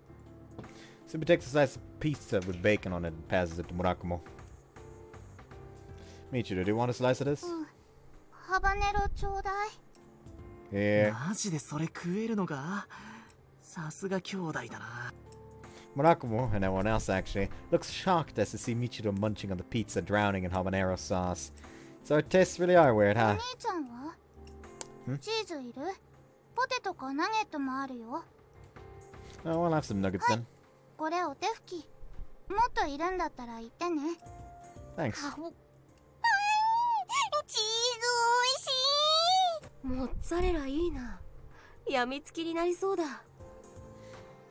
デザートにティラミスもありますからね。もーちゃんのお楽しみだね。獅子ヶ谷さんはほんと甘いもの好きだね。ええ、糖分は脳の働きに良いので。大好きだよね。一緒にケーキバイキング行くと全種類制覇するくらい。ムツキ？全制覇とは意外と食べるんだな、獅子ヶ谷さん。量より胸焼けしないのかっていうところは突っ込まないの？姫ちゃん。もーちゃん全然平気だよ。それで太らないってすごいわ。お兄ちゃん、ハバネロ垂れてきてる。ほら、ズボンに落ちるでしょ。受け皿あるからほら。手にもついてる。一回拭いて。 Oh, okay. 口の周りにもついてるし。もう。 As she says that, she wipes my mouth with a napkin. It's okay, I can do that myself. いいからおとなしくする。 She pulls my arm towards her with one hand when I try to escape, and then continues to diligently wipe my face with a napkin held in the other. Don't get so close like that, it's embarrassing. 何が？自分がソースこぼすからでしょ。ほら、手は拭いたの？ Couldn't since you were grabbing my arm. じゃあ拭いてあげる。手出して。 Fine, fine. でっかい子供みたい。言われてやんの。 Shut it. She probably remembered that we weren't alone once Murakumo spoke up. Her former vigor suddenly disappears and she goes quiet out of embarrassment.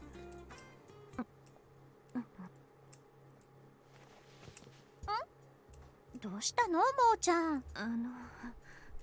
いえ、あの兄弟は少し行き過ぎというか、 Really? 普通あの年頃の兄弟とはもう少しお互いに興味をなくすものではないかと。それとも私の目が正常な判断力を失っているのかどうなのか。わかった。やきもちだね、もーちゃん。違います。じゃあ何？何って、だから普通あんなものなのかなと。すっごく仲がいい方だと思う。ですよね。やっぱり普通より。だからそれが気になっちゃって仕方がないと。仕方がないとまでは言わないけれど、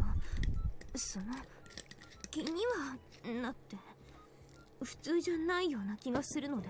それをやきもちって言うんだよ、もーちゃん。だから違いますってば。 What are those two talking about over there?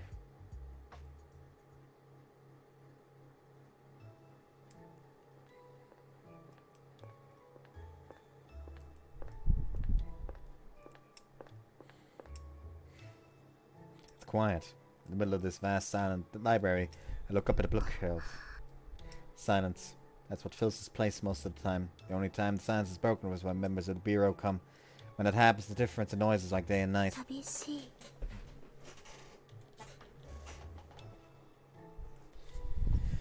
Is it similar to that difference? When they're here, a cornucopia of sounds dance in the air. When they leave, the library still like it is now. Is it like this empty silence? However, it has never brought me sadness or pain. be honest, I don't quite understand what it means to be sad or hurt. I understand those concepts about as much as I understand loneliness. Which is why comparing loneliness to silence isn't going to get me anywhere.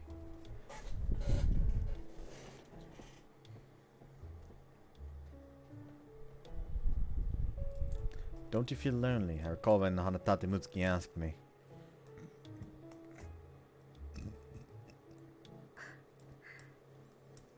Okasama.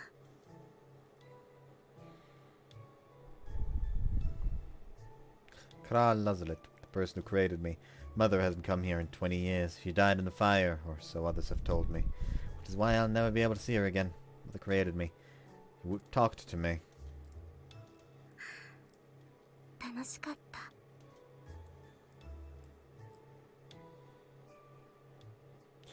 Yes, it was fun. Talking to others is fun. But Mother is no longer here, so I can't talk to her anymore. Never thought of that as lonely. Because I don't understand loneliness. It's not an emotion I'm capable of feeling. But I feel lonely if I had a soul. I feel like that would be inconvenient in its own way. I would feel lonely that Mother is no longer here. Apparently it would make me feel sad and hurt. So it might be better for me as it is now.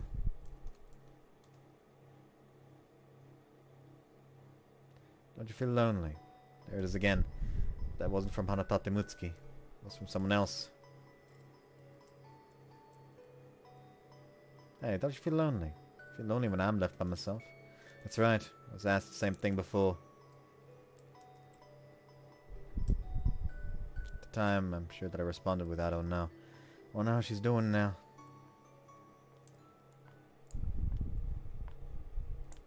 Something disturbs the silence. I can hear small footsteps. They're approaching me. I casually look towards them. あら、ごきげんよう。ちょうどあなたのことを考えていたわ。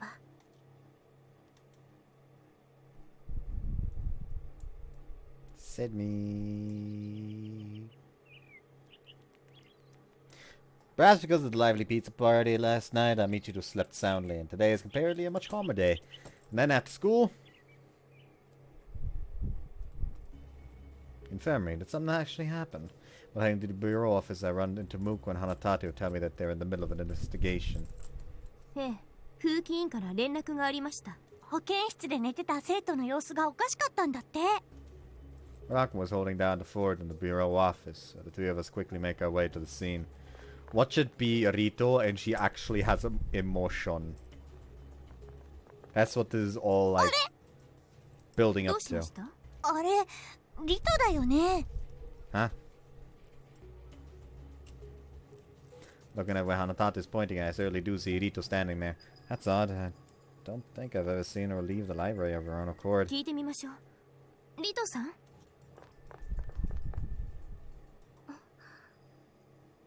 こんにちは。獅子型に牛尾。どうしたのです？あなたが地下を出るなんて珍しい。そうね。久しぶりだわ。何かあったのですか？地下に？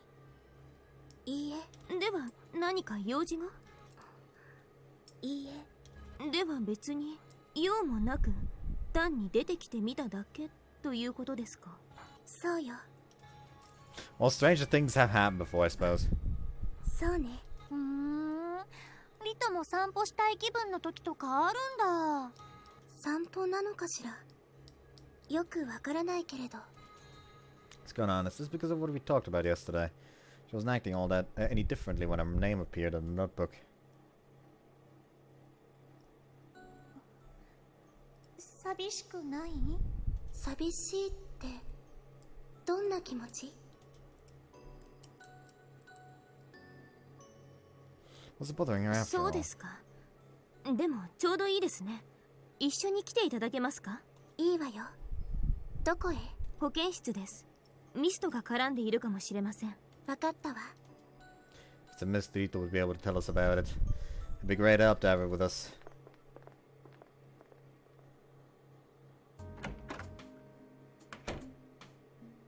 Having invited her along, we arrive at the infirmary. Because of the incident earlier, the infirmary is once again empty. リトさん、何かミストらしきものは？ She surveys the room 見当たら briefly. ないわ。そうですか。先日調査した時もそれらしいものは何もなかったですしね。 Nothing looked out of place at the だ time. ね。じゃあ何が原因で様子がおかしくなったりしたんだろう。ミストそのものは別の場所にあって、ここのベッドに影響が出るよう作動している。そういうことでしょうか。 Like it was told to grant the dreams of the one who sleeps in it. この部屋に何もない以上、ミスト絡みだとしたらそういう方向になるでしょう。 Yeah. What's that smell? 何この煙。 For I noticed that a sweet-smelling smoke had filled the infirmary. It's the oh, it's from the fucking Fujito after story. It is hypnosis incense that only works for like an hour or so. That's what Fujito used to make sure that Mitsuyoshi actually wanted to fuck Momoka. Moko, Anna, I feel dizzy when I try to reach out to the unconscious girl. I also.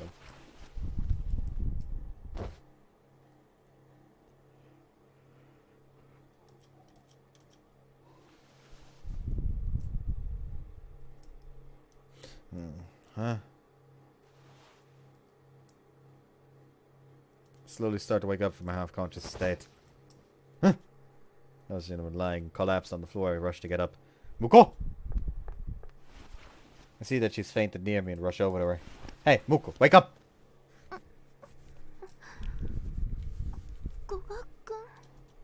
Thank goodness, she was just unconscious. She begins to stir and soon opens her eyes and sits up. Saying that, she looks around the room and we see someone getting up from the floor near the bed. Muka freezes up mid-sentence. What's the matter? Seems like Anata's fine too. 違います。 Huh? What are you? No. The one who stood up and turned to look at us isn't Hanatate.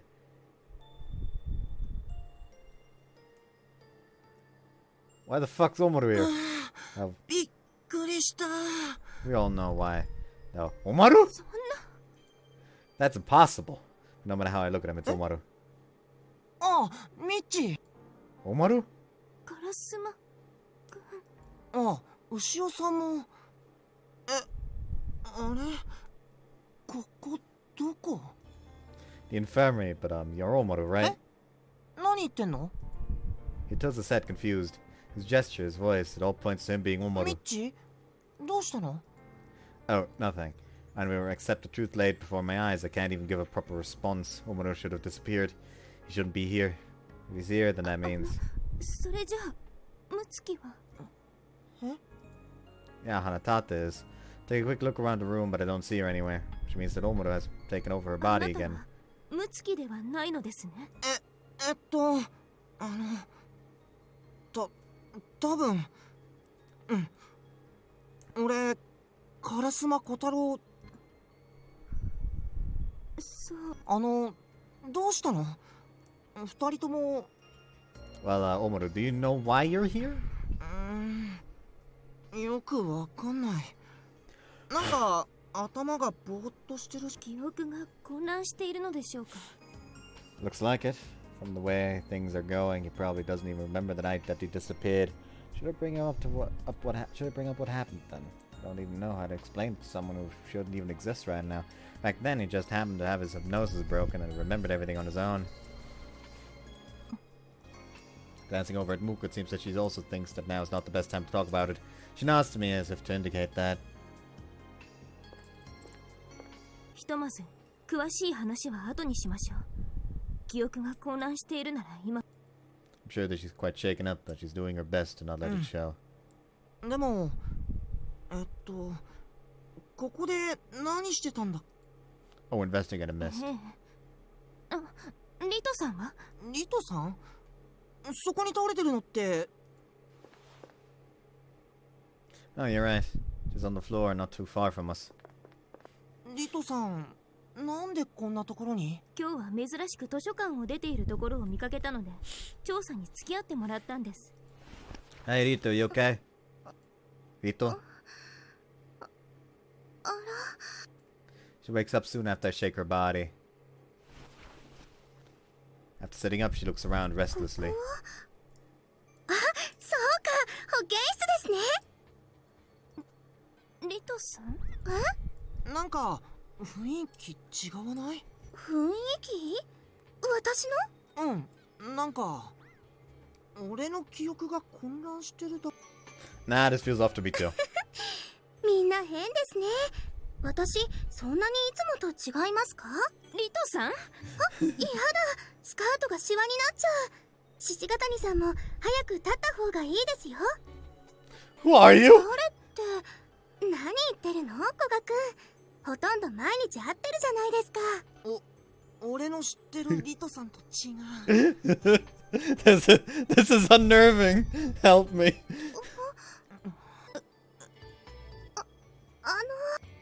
See the confused look on her face as she starts fidgeting. I've never seen her do that before. And looks at us with puppy eyes. 私、そんなにいつもと違うの？ It's like you did a complete 180.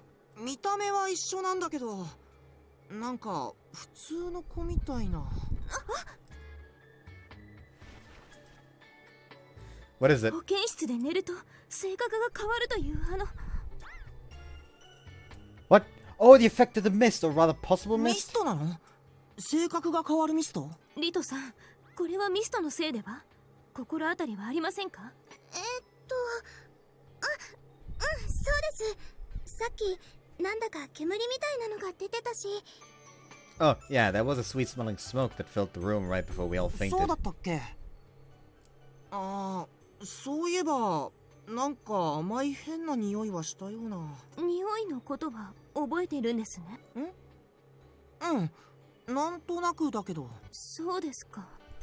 Huh, but he was still hard-hearted when that happened. Her memories carried over. But why? It strikes me as odd that Moka doesn't pursue the topic and turns to question Mirito again.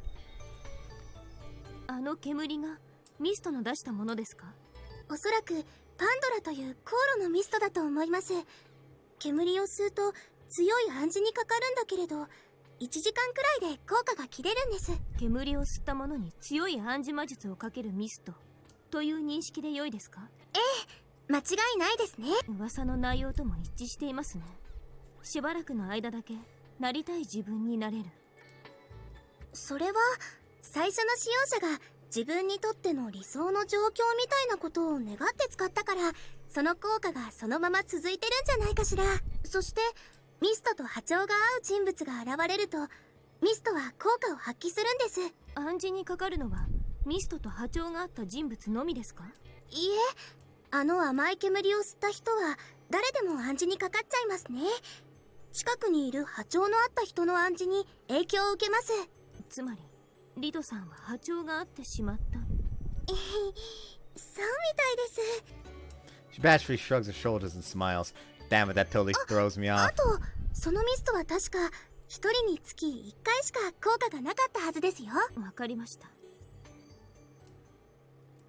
After hearing Hirito's explanation, shaking off the confusion, Moka returns to her usual こ dignified のミストの expression. 効果が暗示だということは、一つだけ結論付けられることがありそうですね。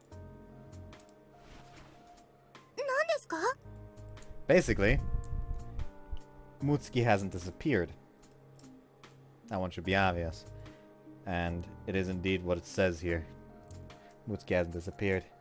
I thought that hasn't disappeared, お right? そらくそうでしょう。カラスマくんの魂を呼び、下ろせるような効果のミストではないのであれば、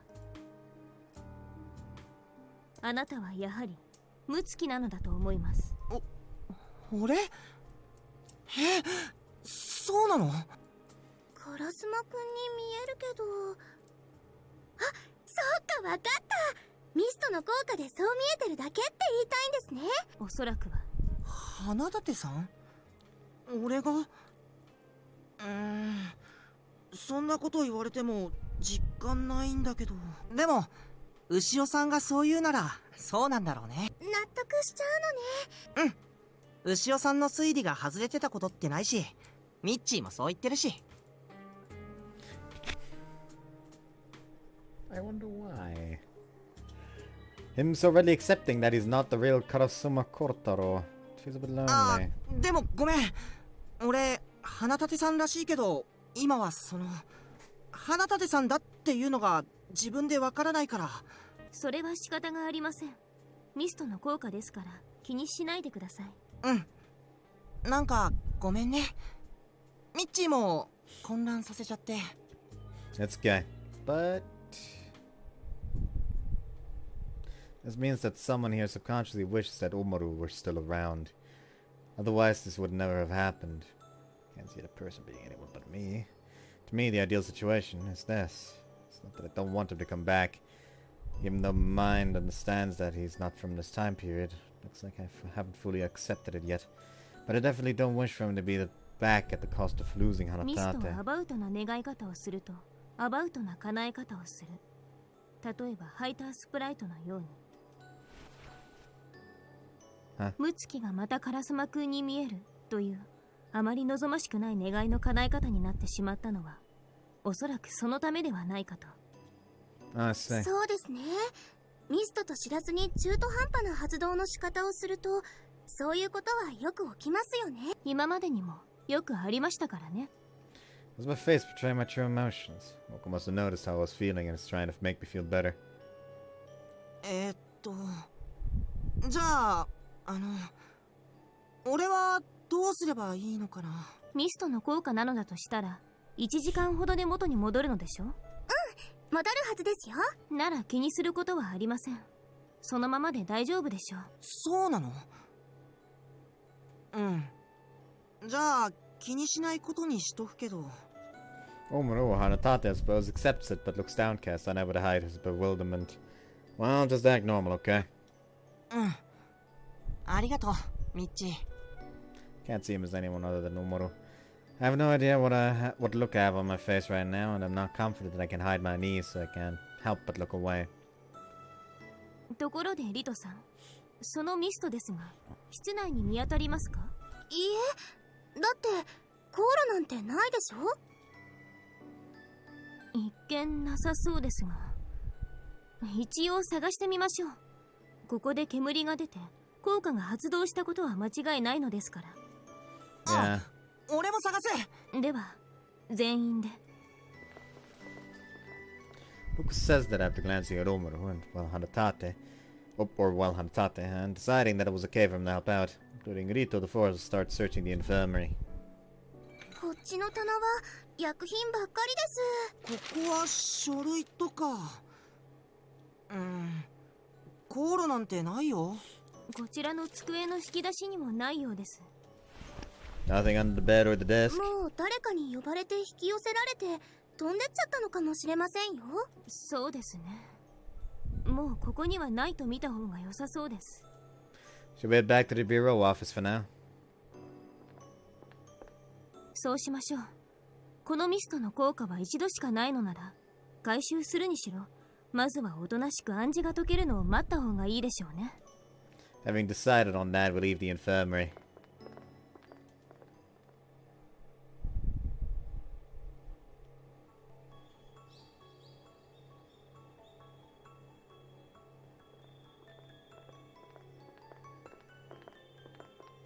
Ne, 学食って今何が人気あるんですか？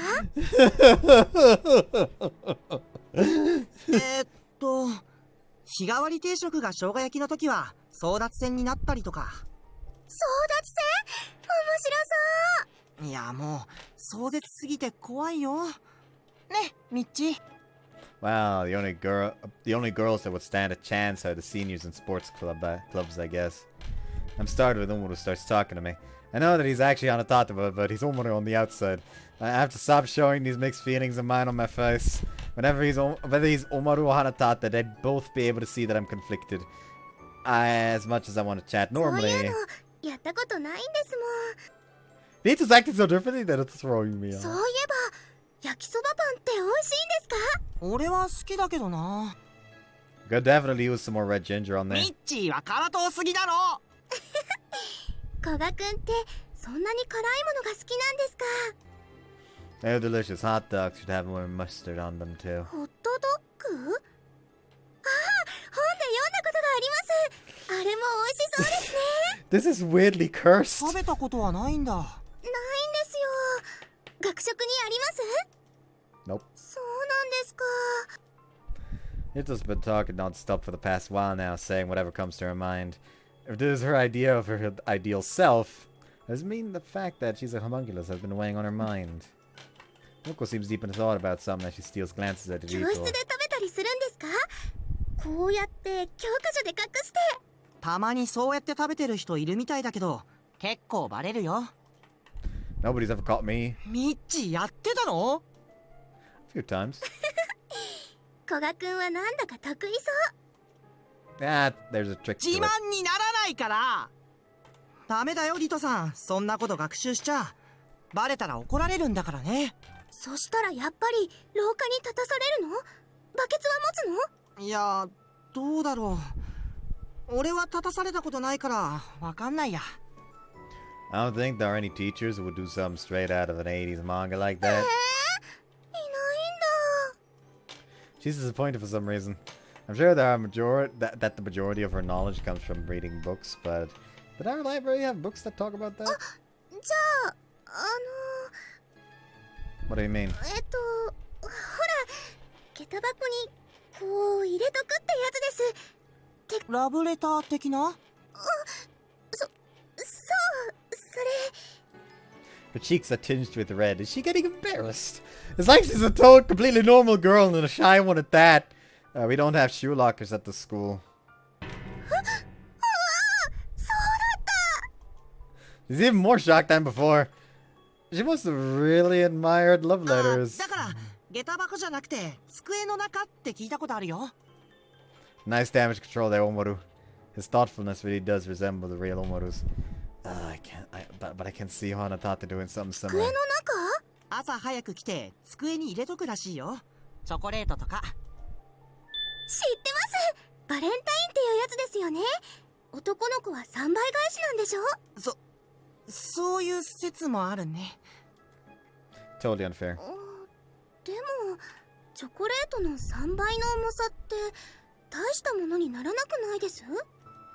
No, we're not talking about weight 値 here. 段だから。値段？そっか、金額のことだったんだ。 She blushes out of embarrassment from her understanding and forces a laugh. Seriously, who is she? I'm honestly wondering if she isn't just someone who happens to look exactly like Rito.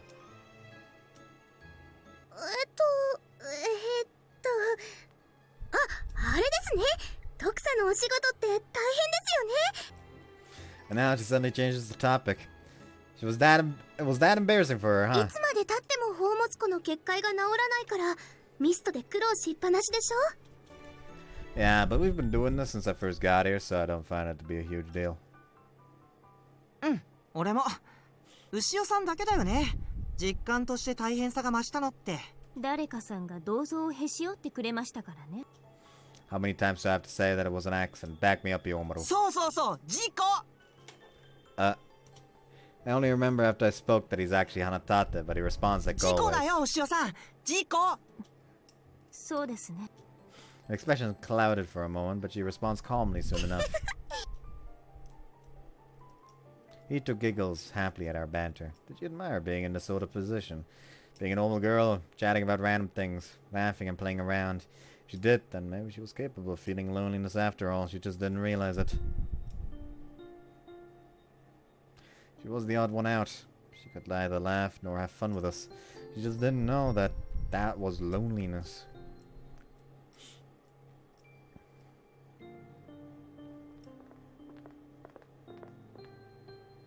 You soon arrive at the basement.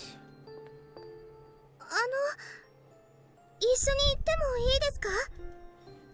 Mean to be your office. もう少しお話ししたいから。 I don't mind. ええ、構いませんよ。ありがとう。 She follows after us with a smile on her face. The effect will wear off after an hour. This experience won't last very long for her. Being an index, she should know that better than anyone else. Which is probably why she doesn't want to be alone right now.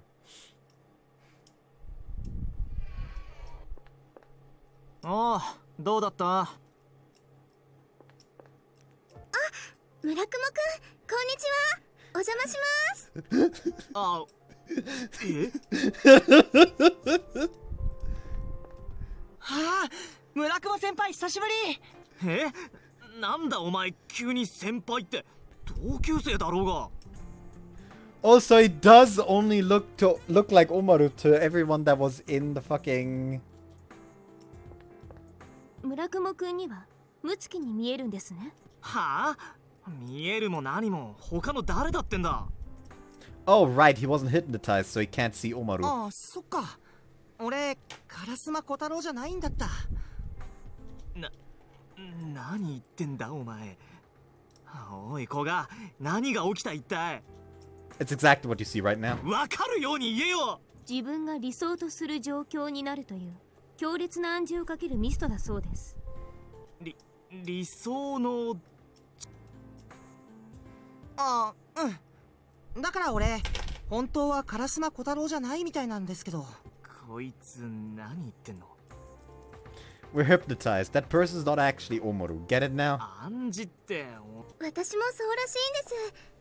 今はいつもと違うって言われても、そうなんだとしか思えないんですけど。違うどころじゃねえよ。ただ幸いなことに暗示は1時間ほどで解けるのだそうです。なので解けるまでおとなしくしていた方が得策かと思いまして。はあ、だろうな。このまま校内出歩いたらそれだけで大騒ぎになるわ。ですよね。残念です。でもここでお話できるだけでも楽しいからいいかな。よかったね、リトさん。An hour, huh? I'm gonna be out of the library for a bit. どうしたの？ There's something I want to look up. It'll only take a minute. Get up from my seat and leave the bureau office by myself.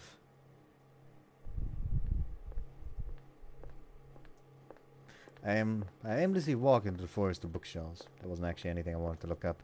Just grew a bit weary of talking there. It's all because of me. The thought that looks like Omaru. Here's the thing, it's not. Because she's also Omaru to Muko, as well as to himself, quote unquote. So clearly every party involved at least wanted this to a degree. But which is like the most convenient, I guess you could say, situation. However, the truth is probably that Mutsuki herself it just feels so bad about how she took his place, essentially, that she herself wanted to be Omaru. So that's why she is to everyone that was in the room.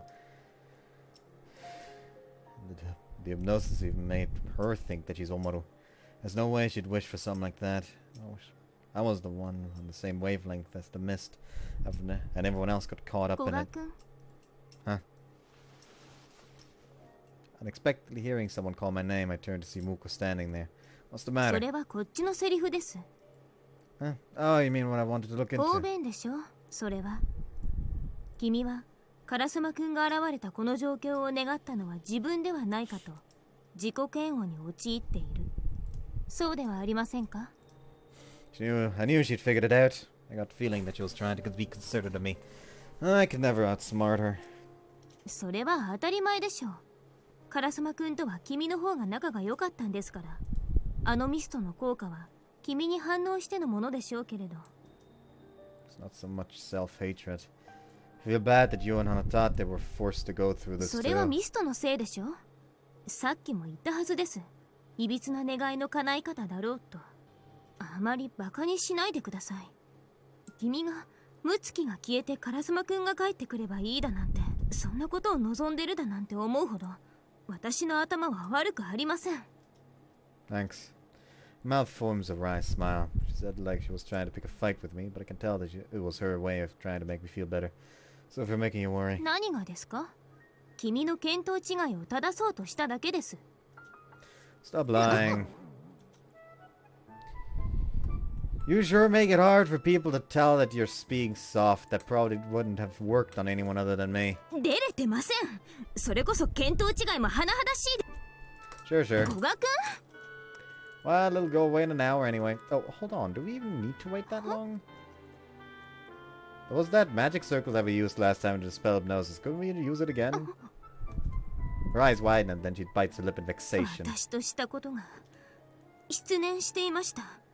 確かにあれならすぐにでも解けるかもしれません。 Do you still have it? You drew it on Sumi's bedsheet, ア didn't ーデ you? ルハイトさんたちが管理してくれているはずです。 Those two, huh? Let's look for them. I get the feeling they're in the library anyway. そうですね。でも広いですから。 Let's start looking. The two of us weave between the bookshelves, searching for Heidi and Louis, but they're nowhere to be found. I don't see him. 図書館ではないのかも。寮へ行ってみますか？ Would make our lives so much easier if we had the key of Giannis. そうですが、村雲さんか君の妹さんが持ってるのでしょ？ Yeah, they do. Do you think they'd show up if we prayed hard enough for them to, seeing as how they're そ Magie? んな都合よく行きますか？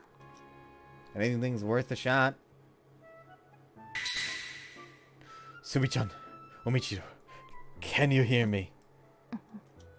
来ませんね。 Thought so. 分かってたならなぜやったんです？ I just thought it was worth a shot. There's no way they'd notice from... お兄ちゃん You noticed! A door opens in midair behind us and Michiro pokes her head through it. Muko stares at her in disbelief. I'm in the same boat as her. I now would have expected Michiro to actually なんか appear. 呼ばなかった？ I did? やっぱり呼ばれた気がしたんだ。 Yeah, good job. おかしくないですか？ Huh? How so? 普通こうなんですか？兄弟というのはここまでその通じ合っているというか。 Is it just because Michiro's a Magie? I bet she's thinking that I get along too well with my sister again. Sort of feel like teasing her, but I don't want to scare Michiro if we get into an argument, so I refrain. さすがご兄弟ですね。 She says that with mixed feelings. I think she's glaring at me out of the corner of her eye, but I pretend not to notice her. 何？僕に用事？ Oh, could you use the key of Giannis for us? 誰に？ Heidi and Louis, they're probably together, so either one of them is わ fine. かった。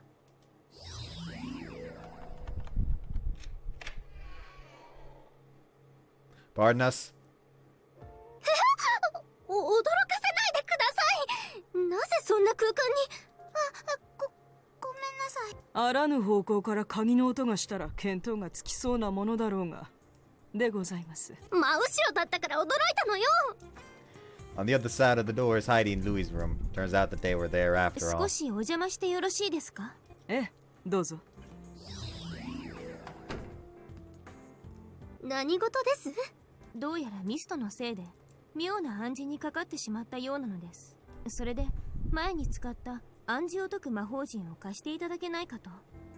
構いませんけれど、妙な暗示って？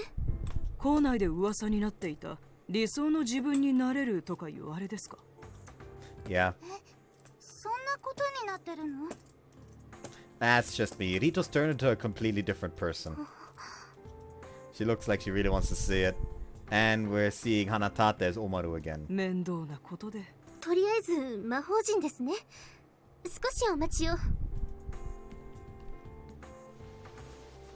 He opens the closet in the room and takes out the bed sheets with the circle drawn on it. はい、どうぞ。あなた方も暗示にかかっているのなら、今ここで乗ってみればいかが？そうさせてください。Heidi and Muko each grab an end of the bedsheet and lay it out flat on the floor. All we have to do is step inside. そうよ。 Muko and I both walk into it.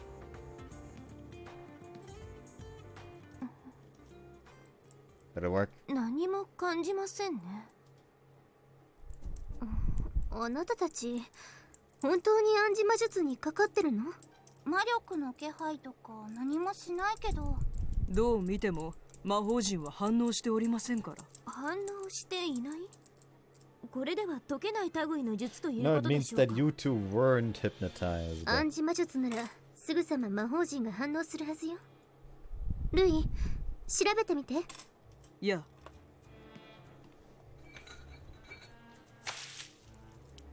He takes a small bottle from the top of the desk and without hesitation splashes its contents onto me and Muko.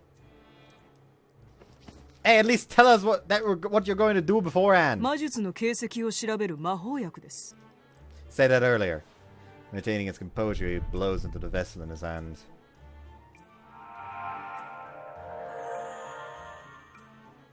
It's fucking bright. Seems like there was a powder inside and it soon scatters throughout the entire room. A colored line appears on the floor tracing the path that Heidi had walked earlier. And なんか光ってる。 these are the traces. Muko and I are enveloped in strange colored や light. はり何かしらの魔術にはかかっているようですね。この色は。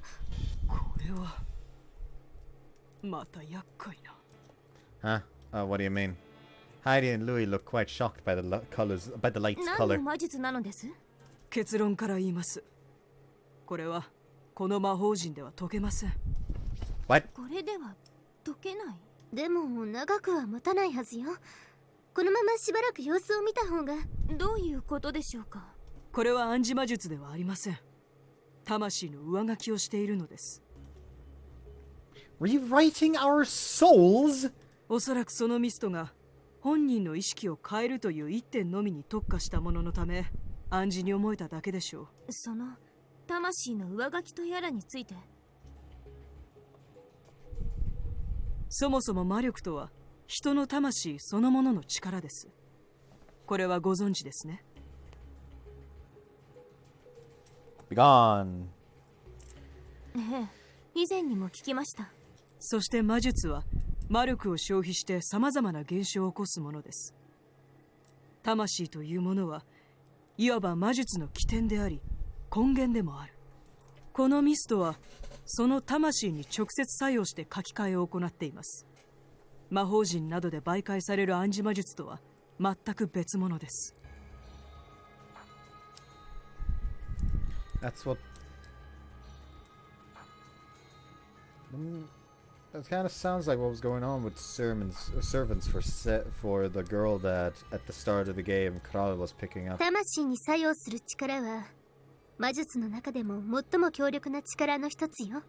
例えばマギエであるということを魂に上書きすれば本当にマギエのような力が使えるようにもなりますね。魔力そのものだからマギエだと上書きされれば魔力もマギエほどの力に変貌する。そういうことです。言霊というのがイメージとしては近いかもしれません。元の魂になかった概念、情報を上から書き加えていると思ってください。 Wait, that doesn't make sense then. If the fucking mist's effect is rewriting the soul, it shouldn't at all work for Rito since, you know, Homunculus, no soul. So why is it affecting her? Does she somehow have a soul? Even though she's a homunculus. I'm curious what the fuck's up with that, because until they explain that, that's a loophole in their own world's logic. 存在しないはずのものが存在すると上書きされている。魔術で実現できることは魂の上書きによってほぼ現実になるのです。 So it can do anything. Is that why we're seeing Umuru again? あなたたちの魂にムツキではなく小太郎がいると上書きされているということです。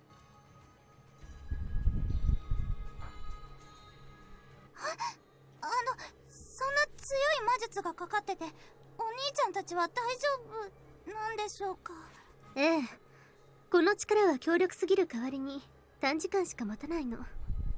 ミストのような魔術道具の効果ならなおさらよ。 Yeah, I need to set the effect will wear off after about an hour. So does that mean the compensation would be pretty bad? そうね。通常魂に作用する力というのはよっぽどの下準備と蓄積された魔力が必要だから。その割には効果は短時間しか持ちませんし、強力とはいえ常識的な魔術師ならばまず手を出さない領域ですね。Moka, we have to find the person who activated it ASAP. 待ってください。一つおかしなことがあります。Rito? 何です？魂の上書きと聞いて、何かこれまでのことに違和感を覚えませんか？この魔術をかけられた中に一人。Well, the fact that, judging by the way she's saying this, I don't think she's referring to either one of us. Which leaves Rito. I don't feel like I even need to check if that's the right choice, because that's 100% the right choice. You know what? Let me click and then check. Oh, Rito, she's a Homunculus, so she doesn't have a soul. そうです。上書きの I し don't よう even があ need り to ません。 check. It is there. かかるはずのない術にかかっていることになりますね。And why did that happen to こ Rito? こはシンプルに考えましょう。魂はないから上書きはできない。An act? That's... Wait, would she have a reason to do something as ridiculous as な that? いと思います。つまり、あのリトさんはそもそもリトさんではなかったのでは？別人？そう考えるのが妥当かと。あのミストについて解説してくれたのもリトさんでした。その時リトさんは暗示魔術かという問いにははっきりと You 肯定 wouldn't し be ました。 wrong about a mist at それは school. 真っ赤な偽りだった。ミストの目録であるリトさんにはミストの内容を偽って伝えるなんてことはできないはず。そのことからも私たちの前に現れたリトさんはやはり別人だという結論になります。 Fake, huh? Totally thought that Rito would be a normal girl. でも偽物だとしてどうするの？まさかあなたは偽物なのと聞いても、でしょうね。偽物だとこちらがすでに気づいていると知らせるのが得策かどうかもわかりません。 What's the plan then? Actually, if that Rito's a fake, what happened to the real one? みちるさん、しばらくの間そのヤヌスの鍵を貸してもらえませんか？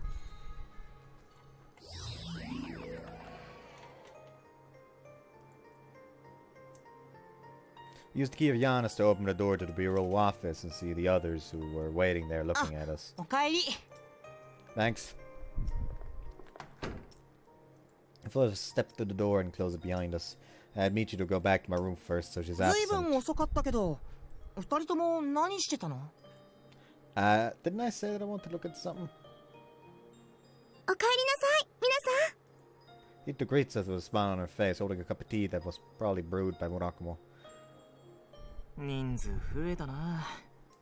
紅茶だけどいいか？もちろんです。ええ、ありがとう。村雲さんのお茶、とっても美味しいですよ。調子狂うな、まったく。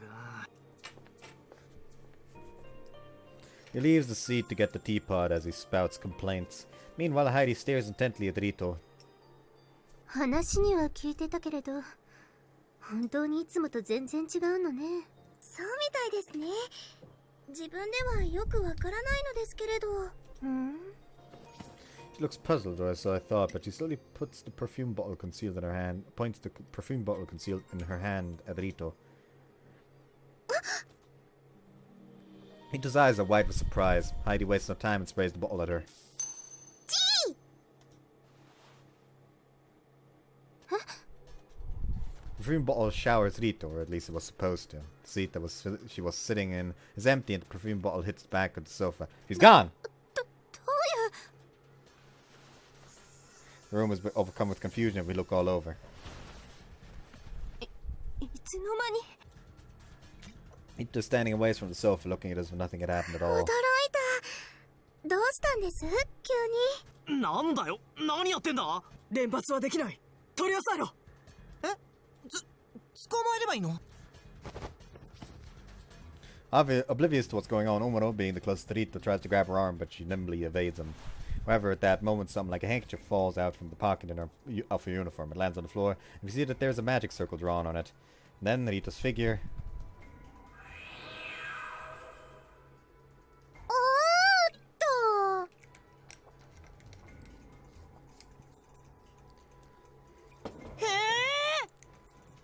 Changes the dad of the principal. Fuito. I'm still not pronouncing that.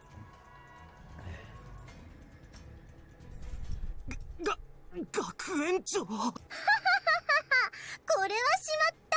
いやでももうバレてたみたいだね。 I'm pretty sure that confirms it though, that Sedmi is on Fuito's side. Actually, alternatively, it could have just been Fuito that approached her there. But I doubt that's the case. へえ、お久しぶりです、学園長。 Moko says that with an insincere smile on her どう face. してバレたのかな。いやわかった。そちらのお客人2人の仕業だね。 Yeah, more or less. The clincher was when we used the key of Giannis. When we used it to open the door to where the principal was, it led us here to the bureau office. You're the only one we know who disguises herself and do something as unsettling as activating a mist in order to cause a commotion.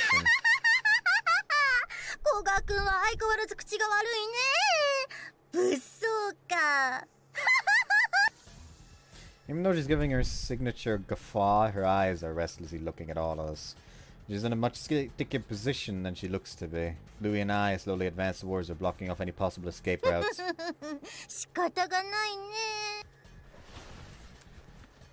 She suddenly sticks a hand into her pocket and removes a small vase-like object. その通り。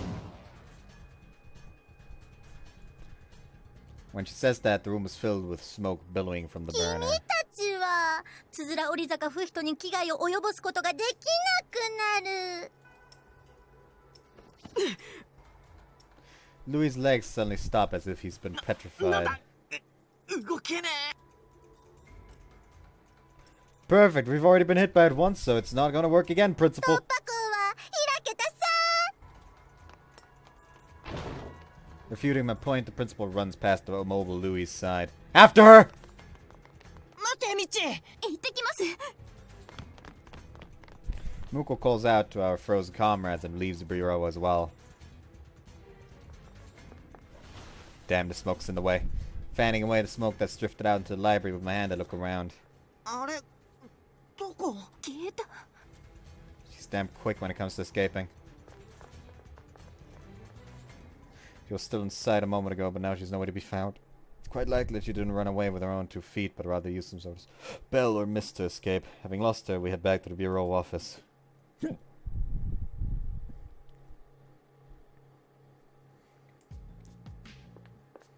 ルイさん、ヤヌスの鍵をもう一度学園長に反応するか試してください。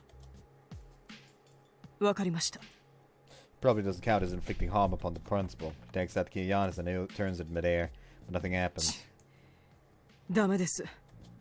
Thought so. Given how she suddenly disappeared, I had an inkling that she left for some place that key of Giannis couldn't reach. 本物のリトさんも探してみてくれませんか？ああ。いや、それもダメです。この通り反応がありません。リトさんも。すでに学園長にさらわれていたのでしょうね。おそらく。とりあえず何が起きたのか説明してくれ。わけがわからん。ああ、そうですね。 With the smoke finally gone, we take a seat to calm ourselves, and Muko explains the state of affairs.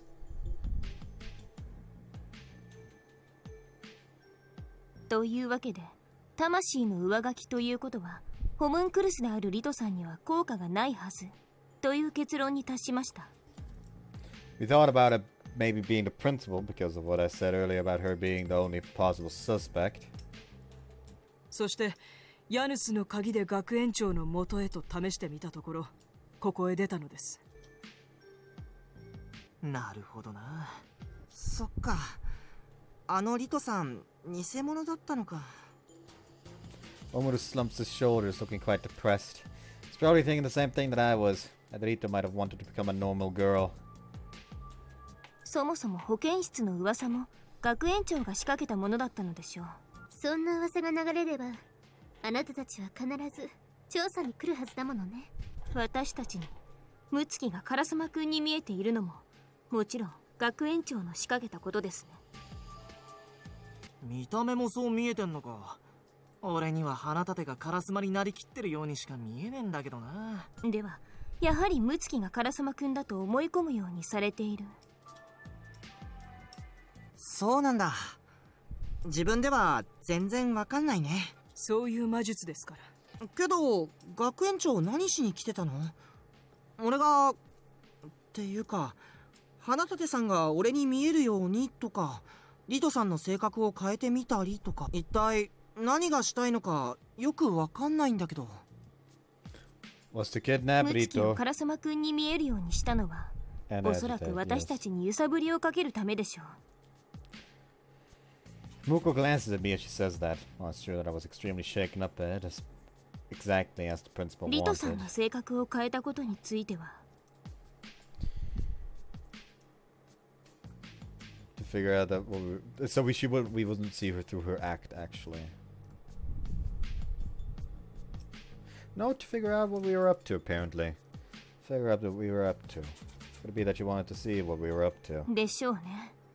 性格が変わったように見せかけたのはなるべく自分から話を聞いてこちらの状況を把握したかったのでしょう。そっか。リトさんっていつもは聞かれたことにしか答えないもんね。Would have been bad if she found out about Michiru, but we sent her back to my room. We didn't mention Michiru at all, did we? してないよ。ああ、大体がリト、いや、学園長が雑談ふっかけてきて答えてだったからな。ミチルの名前は全く出てない。それは幸運でしたね。あとは本物のリトさんがどうしたかですが。 I'll back the voice that was about to come out of my throat.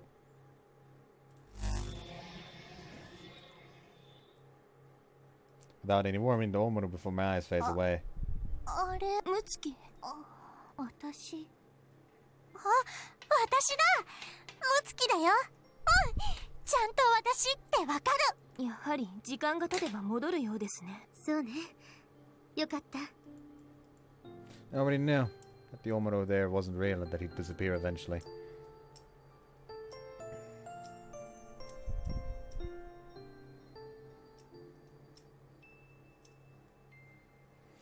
But once again, after seeing Omoru fade away like that, I'm left with that old pain in my heart from the sense of loss. 話を戻しますよ。あ、うん。ごめん、興奮しちゃった。いえ、リトさんはヤヌスの鍵が効かない以上学園長たちの隠れ家的な場所にいるのだろうと思われます。本物がいれば偽物だとバレるリスクも高くなる。あらかじめ連れ去っておくのは当然でしょうね。もちろんそれも一因だろうと思うのですが、古賀君が宝物庫に入れる今、便利なミストを持ち出されると困ると判断して連れ去ったのではないでしょうか。リトさんの解説がなければ初めて見るミストは使い方も効果も分かりませんし、たとえ宝物庫に入ることができてもどれがどういうミストなのかも分かりません。なるほど。ミストで対抗されたり居場所を探されたりしないようにってことだね。 But couldn't we do what Louis did before and summon a mist using Magi? いえ、 Shaking her head, Muko takes out one of the ceiling 宝物庫に talismans. 入って全てのミストにこの札を改めて貼れば少なくとも3日間ほどはミストは反応しなくなります。使われて困るミストにだけでも札を貼って反応しなくする。それだけでも私たちにはこういう力を持ったミストが欲しいと念じて出てこなかった場合、それが存在しないからなのか封印されているだけなのかの判断すらできませんから。確かにそうね。とにかく学園長は確実に動き出したようです。 Which means that we can't just sit around twiddling our thumbs anymore. それにしても姿を変える魔術というのは厄介だな。あ、これ落ちたままだったのか。 We have a new object to use the quills on. He picks up the handkerchief that the principal had これ dropped. で姿を変えていたのですね。そのようね。変化を意味する印が刻まれてる。少々お待ちを。He's picking up the fucking... Louis suddenly gets up and opens the door with the key of Giannis. From what I can tell, it leads to their room in the dormitory. Leaving the door open, he walks through and soon returns. In his hand is a familiar lamp. 確か学園長が縮んだ時のやつか。そうです。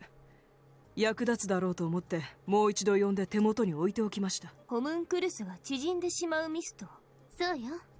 名前はピスキーカプレット。暴走しない程度に魔力も込めてあります。スイッチをねじれば誰でも使える状態です。これを使えばホムンクルスは縮む。仮に魔術で姿を変えていても見分けることだけはできるでしょう。と言ってもこれは対処法に過ぎません。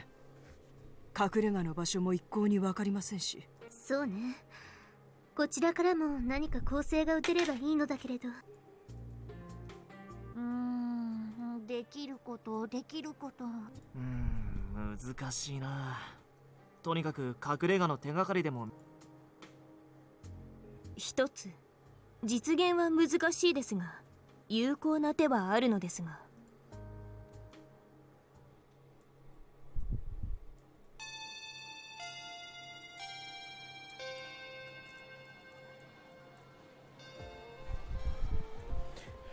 Droves of students walk by, happily chatting with each other. They're all carrying large suitcases and are headed out. They're all carrying large suitcases and headed out the front gates. 古賀たちは実家に帰れないの? Korodani waves and comes up to us as we see them off. As always, Yoshida is right by her side. Hey, must have been hard work packing everything. クソさんは居残りなの? 少し休みが皆さんとずれるだけですのでお気遣いなく。あ、ちゃんとお休みあるんですね。よかった。風紀もなんですね、ミブ先輩。ああ、徳佐と同じだよ。お疲れ様です。お先に失礼しちゃいますけど。うん。みんな久しぶりの実家だろうからのんびりしてくるといいよ。はーい、ありがとうございます。それじゃあまた来学期。お先に失礼します。 As long as brakes are on, they should be safe. That the plan the principal is hatching shouldn't work, since, you know, the students that he needs to put the souls of the students from 10 years ago aren't at school. Two girls rejoin the crowd and leave the school grounds. Still can't believe you managed to pull it off. A wry smile appears on my face as I watch the students leave. 獅子ヶ谷さんから話を持ちかけられた時は私も驚いたけれどね。 She forced a smile in return. Muko and the acting committee chair, Tsubaki, went to ask the administration, staff members other than the principal, obviously, if the long vacation could be moved earlier. Doing something like this on such short notice is completely unprecedented. I have no idea how they did it, but they must have been really aggressive about it, and lo and behold, it actually happened. All students are leaving とに today. かくこれで西寮の生徒も全員帰郷したはずです。ああ、風紀は全員東寮だからね。そもそも西寮の生徒は夜の生徒のよりしろだったから、風紀のような役職についている者はいい。That's right, Muko's idea was to have all of the night student vessels leave the school. Without them, the principal won't be able to do anything. その間がチャンスです。できた時間で20年前の謎を明らかにしてしまいましょう。Tsubaki and I both nod in agreement.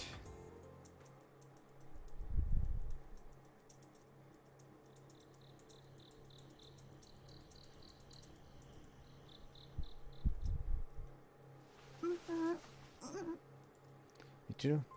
This is tossing and turning beside me in her sleep, letting out a pained voice. She is having another nightmare. She's been having a lot of bad dreams lately. I'm beginning to suspect that school's having a negative effect on her with all the mists and magic and seals and whatnot. There. Stroke her back in order to try and soothe her. Her eyes open and she looks at me drowsily. Sorry, did I wake you up? 水飲みたい。 Okay, give me a minute.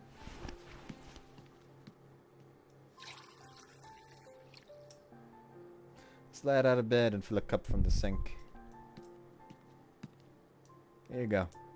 By the time I get back, her eyes are closed again. Thinking that she went back to sleep, appear into her face. Not pour, but then...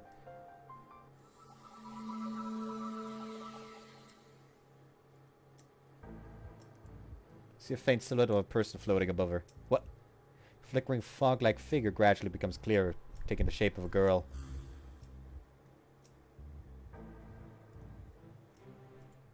An ominous chill runs down my spine. For some reason, the sight of her leaves a big impact on me, even though I've never seen her before. What? Who are you?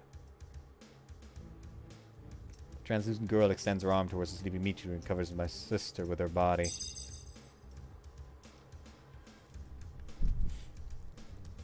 Huh? Why? I want to move closer, but my body won't budge. That repugnant smell is ringing in my ears. The sound of crackling flames. Why? Why now? I feel like my entire body's engulfed in flames. There's clearly no fire here, and yet... I try to return to my senses, but the red waves relentlessly burst up from the floor. It's a dream. There's nothing but an illusion. I scream inside my head with what remains of my sanity, but even that is soon extinguished, and the fire only continues to grow. My consciousness is fading. I'm hyperventilating. Sweat is dripping from my forehead, running down my cheeks. That's...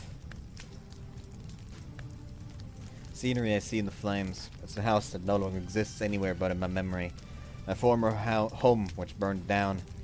I was surrounded by flames like this. That's right, I was standing here. My memories of being burned alive are strikingly vivid. That's right, I was at my wit's end. What was that? In these resuscitated memories, I can make out someone in the flames. It's neither my parents nor Michiru. It's someone else. I hear a girl's voice. That shadow, that's... Was it her? My distant consciousness is suddenly pulled back to reality. Hey, you, who are you? I squeeze out a quivering voice. The figure, the girl responds.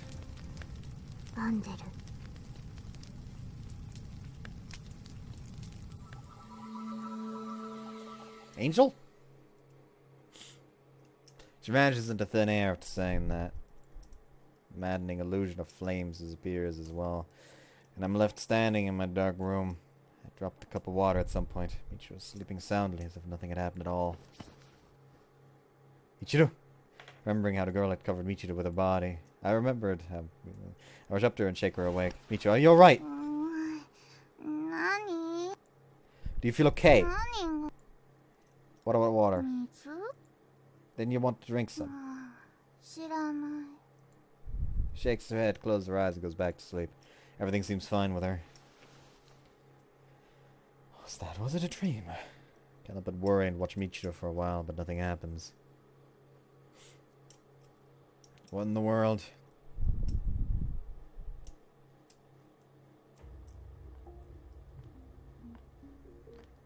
What the fuck?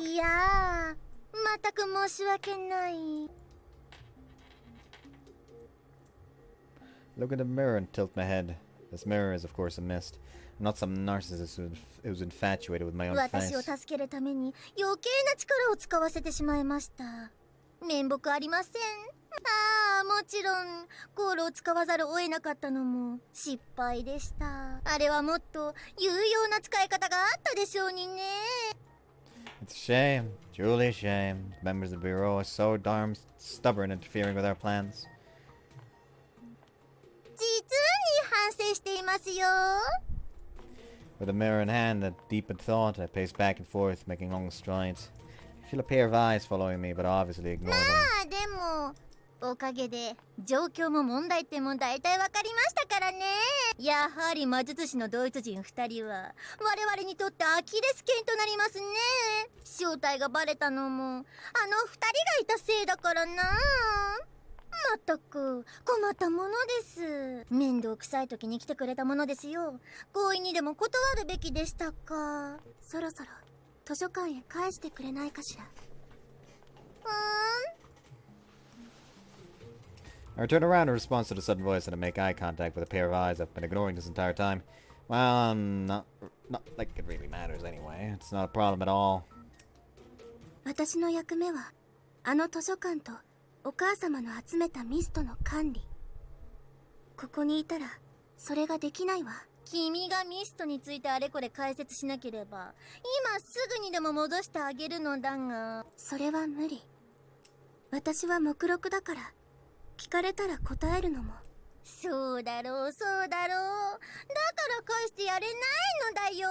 残念だね。例えば完璧な未来がわかるようなミストの存在とか尋ねられれば答えてしまうだろう。完璧な未来がわかるというミストとは、そんなものを彼らに使われてしまうととても困るのでね。あれは自分で人を選ぶものだから、仮に私が存在を教えても関係ないわよ。そういうピンポイントの話をしているのではないのだよ。他にも便利なミストはたくさんあるからね。便利の意味にもよるわね。野菜が一瞬で切れるミストも人によっては便利と言えるわ。なるほど、それは便利だな。しかし徳佐の諸君が欲しがるのはそういうミストではないだろうし、私が警戒しているのもそういうミストではないのだよ。ま、諦めたまえ。残念ながら。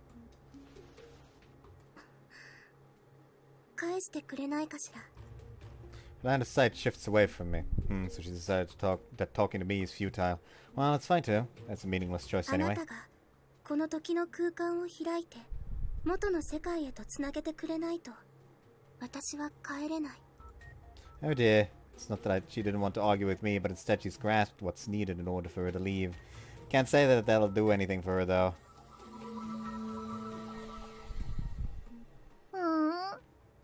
お Can't help but let out a cheer of joy, raise the mirror that I'm holding into the air and spin around in やっ circles. と使えるようになった。このミストは起動に時間がかかるのが難点だね。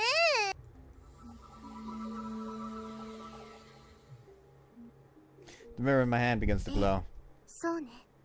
そのミストはと解説は不要だよ。なぜなら聞くまでもなく私はこれが何のミストか知っているからだ。そう。 Even though I tell her that her help isn't needed, she doesn't look particularly disappointed and immediately closes her mouth. A smile creeps out of my face as I stare at the これ mirror. でようやく準備が整いつつある。もうすぐ反撃開始だ。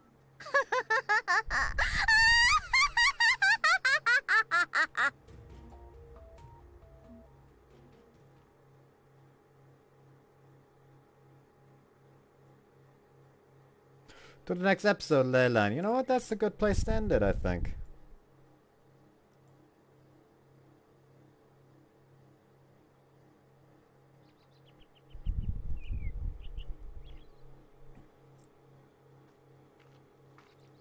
Eh, 着いたようです。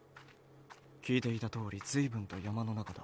Oh, that's some asshole from Germany. Save the menu Anyways, list. I hope you guys enjoyed this one and see you next Save time. Bye しますか？ bye.